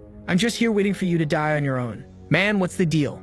I just asked him to kill me. Dude, it hurts too much. He doesn't want to receive the rune, huh? Then why won't he let me talk? I'll speak from my heart, please. The protagonist, you're wondering why I'm not letting you speak, aren't you? It's because I'm testing the rune of inner thoughts. Sorry, but I already received it. Don't you remember? You already sincerely begged me to kill you from the beginning. That's when the rune reacted to your true voice. You caused someone to use their true voice, fulfilling the condition for activation. You discovered the rune of inner thoughts that was hidden in this place. The rune will be automatically implemented into the player's body. If you observe your target, you can faintly read their inner thoughts. It only works within a 30-meter range. I was just running a test here, and apparently it works. The guy thinks, damn, you got what you wanted. Now kill me already. No, I'm not going to kill you that easily. It would be unfair to your victims, you despicable demon. A while later, the guy disconnects. He's dead. There are no witnesses, but I need to clean up this mess. Using the bonus abilities and the skill I learned this time, Erase Traces. Effect: erases all traces from the scene, including bodies, blood, fingerprints, and footprints.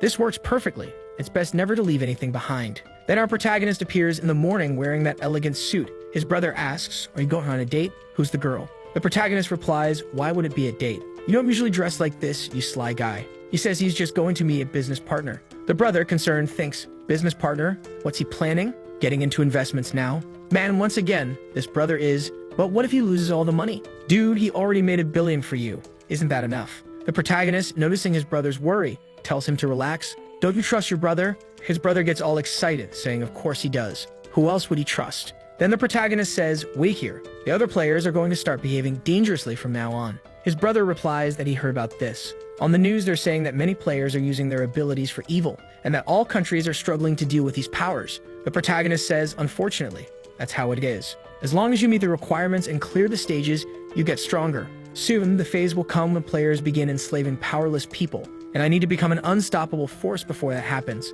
And of course, build my reputation as a reaper. As he's leaving, he tells his brother, be careful out there. His brother is curious about the job, but the protagonist says it's a secret. I'm curious. Tell me. The protagonist replies, I'll tell you soon. Stop complaining. Stay here and eat something, man. The protagonist is now standing in front of a giant gate. Just like the football team has a home advantage, this here is the Osum Group's hotel, so it's all this turf. No one knows about that guy's connections to the Osum Group, so this is information only the protagonist has. And our boy is going to take a risk, using this information to appear even more important. For now, though, he needs to seem as clueless as possible. He walks awkwardly up to the reception desk. I'm here for a meeting. At the counter, right? She asks, a meeting with the president of the Heavenly Demon. The protagonist responds, yes. All right, wait over there. He'll be here soon. Thank you. Still all awkward. Perfect, I need to act anxious and look around like everything is new to me. Wow, this place is impressive. Until, are you Mr. Ryu? Whoa, this is it. When he looks, look who it is, man. The guy recognizes him, right? It's you. The protagonist says, yes, I'm the guy who delivered the rice cakes to Surin. The man apologizes for the lack of courtesy. In shock, he thinks, this guy doesn't even look 20 years old, and he's the one who invested 280 billion? Something's off. The protagonist immediately realizes, this guy is going to suspect me. But it's a natural reaction, considering he has so much money at this age. All crook, he says, all right, it's not like we know each other. I never expected the president to live so close to me. The guy responds, no, don't get the wrong idea, I'm not the president. Obviously, the protagonist knows that, he's playing along. The man introduces himself as An Sang-shil, the head of the department here, adding that the president will arrive soon. For now, let's go in and wait for him. The protagonist sits calmly in a chair, and the man closes the door. He then picks up the phone and calls the president. President, I met him face to face. There's no way. This guy is way too young. It's impossible he invested all that money alone. Someone else must be backing him, so be cautious. The protagonist immediately picks up on everything. It wasn't a coincidence this guy spoke to him first. He's likely relaying information. No way someone as meticulous as the president would be late. And there he is arriving. Hello, I'm Magianrock, president of the Celestial Demon Consultancy. He greets the protagonist. It's a pleasure. I'm Ryu Min. He tells the protagonist to take a seat and has the department head sit beside him. The protagonist finds it odd. He's including Sang-shil in the meeting without consulting him first. Looks like he's up to something. Gyeonrock suggests they eat before discussing business, saying he prepared Korean food and hopes it suits their taste. Dude, you're in Korea serving Korean food. It's not a big deal. The protagonist continues his act. Wow, everything looks so luxurious. This hotel is so fancy. I'm glad it's to your liking. At this, Gyeonrock starts lowering his guard, thinking, this guy is so young, and with that attitude of his, I doubt he earned 280 billion alone. Someone's backing him or he's working for someone. He starts wondering who sent him. My brothers? My uncle? I need to find out. He tells the protagonist he was surprised by his arrival. I never expected such a young shareholder. How old are you? The protagonist responds, I'm 20. Gyeonrock, surprised, 20? I'm 29. It's good to meet someone in a similar age range. The protagonist replies, it's good for me too. Then Gyeonrock cuts to the chase. How did you make so much money at your age? Are you from a wealthy family? The protagonist internally, damn, he's direct. Of course not. I was just a regular student until recently. Until recently? What do you mean by that? Didn't you see the news? What news? You didn't hear about the millionaire who won the lottery 4 times in a row? Gyeonrock, I heard about that. The protagonist reveals, that's me, the 4-time lottery winner. Wait, hold on. Pardon? You're that Ryu from the news. That's right. Gyeonrock skeptical.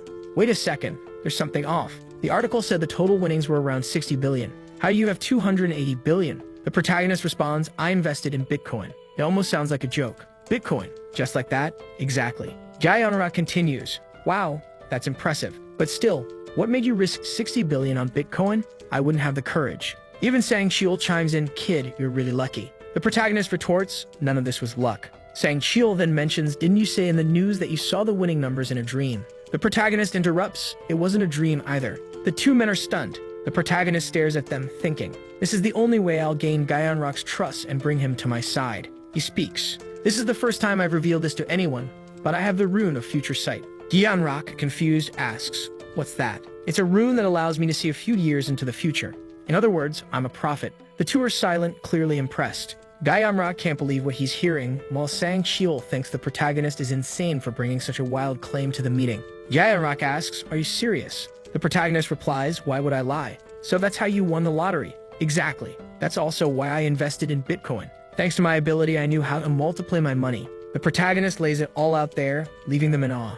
Gyeonrock, intrigued but cautious, asks, if it's not too much trouble, can you prove this to me? Show me something that's going to happen in the next few moments. The protagonist wonders, does he know? For me to predict what happens next, I have to have lived through it already, right? Do you think he's already taken this path? He says he can even read the guy's thoughts, so predicting the next move won't be a problem. However, to negotiate properly, he needs to define some kind of restriction for his ability. Our protagonist, the King of Lies, continues, sorry, but I can't use my ability freely. It activates at unexpected moments. Gyeonrock seems to believe him, especially since he thinks an ability this powerful must have some kind of limitation. At this point, Gyeonrock thinks of something. Mr. Ryu, is that why you invested 200 billion in the company? The protagonist replies, yes. I know that the Heavenly Demon Consultation will grow exceptionally in the future. That's why I invested. Gyeonrock asks, how significant will this growth be? Hey, it'll be listed on the KOSPI within half a year, no problem. Guys, I looked up what this KOSPI thing is. It's the Korea Composite Stock Price Index, meaning the company is top tier.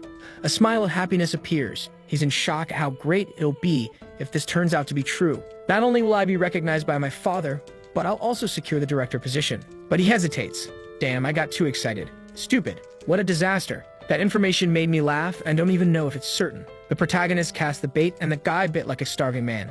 The protagonist plays his next card, saying that for the guy to succeed, he'll need to completely change the business model. Sang-Kyul slams the table, saying, "That's a ridiculous demand. How can we change our business style at this point? It'd be easier to change the company's entire name." Yeonrak, calm down, man. The protagonist chimes in, "It's true. If we're going to change the business, we might as well change the name too." The guy raises his voice. "What are you saying?" The protagonist, unfazed, "You think I'm joking? Both of you are players, so you should already know this. Revealing a rune is a huge loss. Even so, I decided to reveal mine to you." The protagonist adds, "As an investor and business partner, I only want the company to grow. Otherwise, why would I have invested 280 billion? But for you to succeed, you'll need to work with me." Sang-Kyul starts sweating. "Sir, you're not seriously believing this crazy guy, are you?" The protagonist says, "It seems you don't trust my ability." Sang-Kyul admits honestly, "No." The protagonist argues more assertively. "Do you know why I moved to that penthouse?" Sang-Kyul stumbles, unsure what to say. Yeonrak asks, "Wait, the penthouse.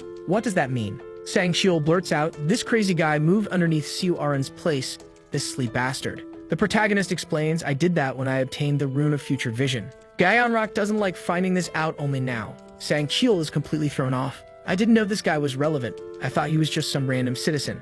Yeonrak begins thinking harder. If it happened in January, it was before he invested in Bitcoin. He moved to the neighborhood of someone connected to the company he'd later join. That's impossible unless he knows everything that will happen. Or maybe he's just someone who knows I'm Siu Aran's sponsor. The protagonist sees them whispering and realizes he needs to push harder. "You don't believe me, do you? Then how about this? This hotel ran as your property, isn't it, President? You're the eldest son of the Osun Group, and the Heavenly Demon Consultation is a secret business created solely for your father's approval. Or am I wrong?" Sang-Kyul gets up angrily, demanding to know who sent the protagonist. But once again, Yeonrak has to calm him down. "Relax, uncle." Yeonrak calmly says, "You're right about all that. But these are things anyone among my acquaintances would know. Honestly, Mr. Ryumin, you're extremely suspicious. You seem like someone sent by another party to trap me. And now you're suggesting I trust you and change the business. You already know my answer. All of this seems utterly nonsensical. I want to believe in your Rune of Future Vision. Who wouldn't want their company to have something that good? But it's hard to believe, Mr. Ryumin.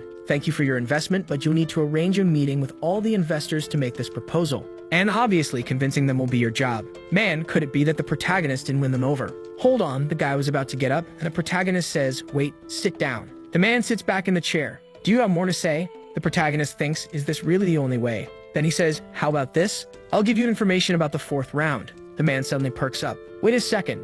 You know about the 4th round?" The protagonist replies that he saw everything using the Rune of Future Sight, and that he knows about the tragedy that will happen. This information should be enough, right? The scene shifts to Sang-Kyul apologizing to Yeonrak. Yeonrak says, "It's fine, you did it out of concern." Sang-Kyul then asks to say one more thing, something suspicious about Mr. Ryu. If this guy really has the ability to see the future, why does he want to join us? He could easily handle everything on his own. Apparently, Yeonrak is focused on expanding the company and making money. Sang-Kyul questions, but what's his reason? The guy has 280 billion. That's more than enough to never work again. Yeonrak explains, "Well, you know how it is, human greed is sometimes endless." Sang-Kyul still doesn't want to accept it, but Yeonrak counters, "Look, if the guy can see the future, we need him. Imagine if we always had information about the upcoming rounds. Not only will the company grow in the process, but we'll also become better players." Still, Sang-Kyul doesn't budge. "What if he's not really a prophet?" Yeonrak replies, "Then we just wait and see, don't we?" The protagonist provided the information, though we don't hear it, to avoid spoilers. Now on the street, the protagonist knows that when the 4th round ends, they'll be sure he's a prophet. Of course, he withheld information about secret missions and strategies for reaching the top rank. Actually, we do find out. He told them that the 4th round isn't about eliminating monsters, it's a massacre between players. You can't let your guard down for a moment. Man, that's all he said. Still, he's confident it's enough to prove he's a prophet. After this, their trust will shift. They'll want to treat him well and try to protect him. After all, it's much better to have a prophet on your team than on the enemies. Our protagonist pulls out his phone and says, "Now that I've assumed the role of prophet, will I have to keep it up in the future?" First, he thinks about contacting, but doesn't decide. It starts with our waifu. It's been a while since we've seen her, and we missed her. She's waiting for the cars to pass when a sleek car stops. Why is that lunatic stopping here? Who is it? It's Daddy's ride, and he's inviting her along. "Come with me, partner." She approaches confused. Hey, what's this about? Is this your car, babe? Literally, get in. I'll take you for a ride. And she just goes, "All right." They speed off down the road. She's shocked. saying it's her first time in a car like this. Our protagonist says it's his first time too. He's never had such an expensive car. She asks, wow, how much did it cost? He casually replies, 900 million, not much. She exclaims, what do you mean, not much? You could build a ton of convenience stores with that. He says, it's just that compared to what I won in the lottery. It's not much. She remembers, oh, that's true. You won 60 billion. Our worlds are so different. Isn't this kind of like a date? Exactly. It is. She's shy. Our protagonist says there's something he needs to confess. She's almost bursting from nervousness. The protagonist calms her down, saying it's nothing weird. She's still ready to jump out of the car and hide out of embarrassment, but nervously asks, all right, fine, what's the confession? The protagonist starts, you know how I told you I saw the numbers in a dream, right? Yes, so. That was a lie. It wasn't a dream. I obtained the Rune of Future Sight, and as the name suggests, I can see the future. Maybe that's why my class is Prophet. She responds, wow, that's amazing. Isn't that a unique class? He replies, yeah, I think so. She's overjoyed. Thank you for sharing that with me. The protagonist says that since she revealed her class to him, it's only fair. She replies, but I didn't tell you about my rune and you told me about yours. So I'll tell you mine then. The rune I obtained was the Rune of Protection. For every 10 people within a 10-meter radius, it creates a thin barrier around you. So if there are 5 people, you get 5 layers of protection. Pretty decent, right? For someone who plays a support role, at least you get up to 10 layers of protection. She feels relieved to share this with our boy. However, she asks, why did you bring this up out of nowhere? The protagonist replies that hiding it would be a burden, and he thinks she wouldn't believe what he's about to say unless he told her this first. She's confused. What do you mean? Apparently, the protagonist also told her about the 4th mission and warned her to be very careful. She needs to stay extremely alert around the players nearby. She's all excited. Oh my god, he told me first. Does this mean he has a place for me in his heart? Wait, what? You want a place in his heart? She even said it would be nice. Seriously. Back at home, our boy is there thinking, wow, she likes me, huh? I never knew that. Now it makes sense why she treats him so well. It's a bit surprising, but it's a good way to make her another ally. Plus, she'll believe the prophecies more easily. Wow, protagonist, always scheming. Competing like your life depends on it. Well, it does. After that, he rested and time flew by. It's already April 31st at 11:55. Before entering the other world, he bought another epic item of the day, the shadow gloves. These gloves are covered in shadows and can't be seen at night. Weapons you hold also become translucent. Wow, it's like being partially invisible. Man, now what he said is true. Right. With his Knight of Death ability active, the weapon will also become invisible. He's getting insanely strong, as if he wasn't already. His brother shows up and says, it's time, man. Are you confident it'll go well? Our boy replies, I'll only know once I'm there. Hey, you said you're a prophet. Do you know what will happen in the 4th round? The protagonist answers, knowing and knowing what to do are 2 very different things. His brother, as always concerned, says you have to survive, no matter what. Man, don't create problems where there are none. Are you trying to mess me up before I even get there? Bye. See you later. The 4th round is the round of death. Oh, look at that miserable guy again. What a mess. All of his attributes are permanently reduced by 50%. He had to betray the person he admired, and in this round he has no command authority. So how is he going to win here? The guy is nervous, looking around scared of his so-called friends, betrayed everyone. But above all, he wants to know, what kind of place is this? What kind of mission takes place in a completely empty area? It's like they're lab rats trapped in a box. Oh, he's already looking at our protagonist. Look at that bastard. I knew he'd be here. He's suspicious. Finds it odd that the protagonist used other players to destroy the relic and without hesitation eliminated the prosecutor of retribution. He's thinking, if I had the strength, I'd have eliminated him by now. But at this moment, there's nothing he can do. To stay alive, he'll have to dance to the devil's tune. And here he comes. Hey there, Mr. Black Reaper. What's up, man? He walks up smiling and says, the contract from the previous round still stands, right? The protagonist, what contract, you lunatic? In exchange for me being your subordinate, you protect me. Our boy cuts him off. No, I don't need you as a subordinate anymore. The guy's shocked. What? Why not? I know you don't have command authority anymore. What's the point of a representative without that? Plus, most of the players have already advanced, so you're basically useless now. Now you're nothing but a walking target. A target? He's stunned. He looks around to see if anyone is staring at him, but the protagonist tells him not to worry too much. At the end of the day, everyone here is a target, and there probably aren't that many people who want to take you down. Really? You think they won't come after me? The protagonist explains, by now, everyone has probably learned that being the regional representative isn't necessarily a good thing. Considering the risks and how much you're hunted, it's not worth it. The guy mutters to himself, that's true.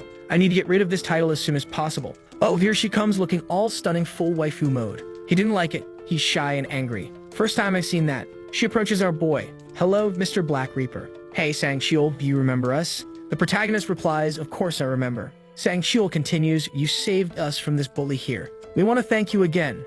Glaring at the guy. The man gets irritated. Me, a bully? Calm down, relax. The protagonist thanks them and says there's no need for them to meet again. Man, the protagonist cutting off friendships just like that. Sang-Kil adds that the president of their association also sent his thanks. The protagonist interrupts again, saying he doesn't care about that. But Siu-Arin steps forward with a gift, saying she wants to show her gratitude. Please, take this. The protagonist is impressed.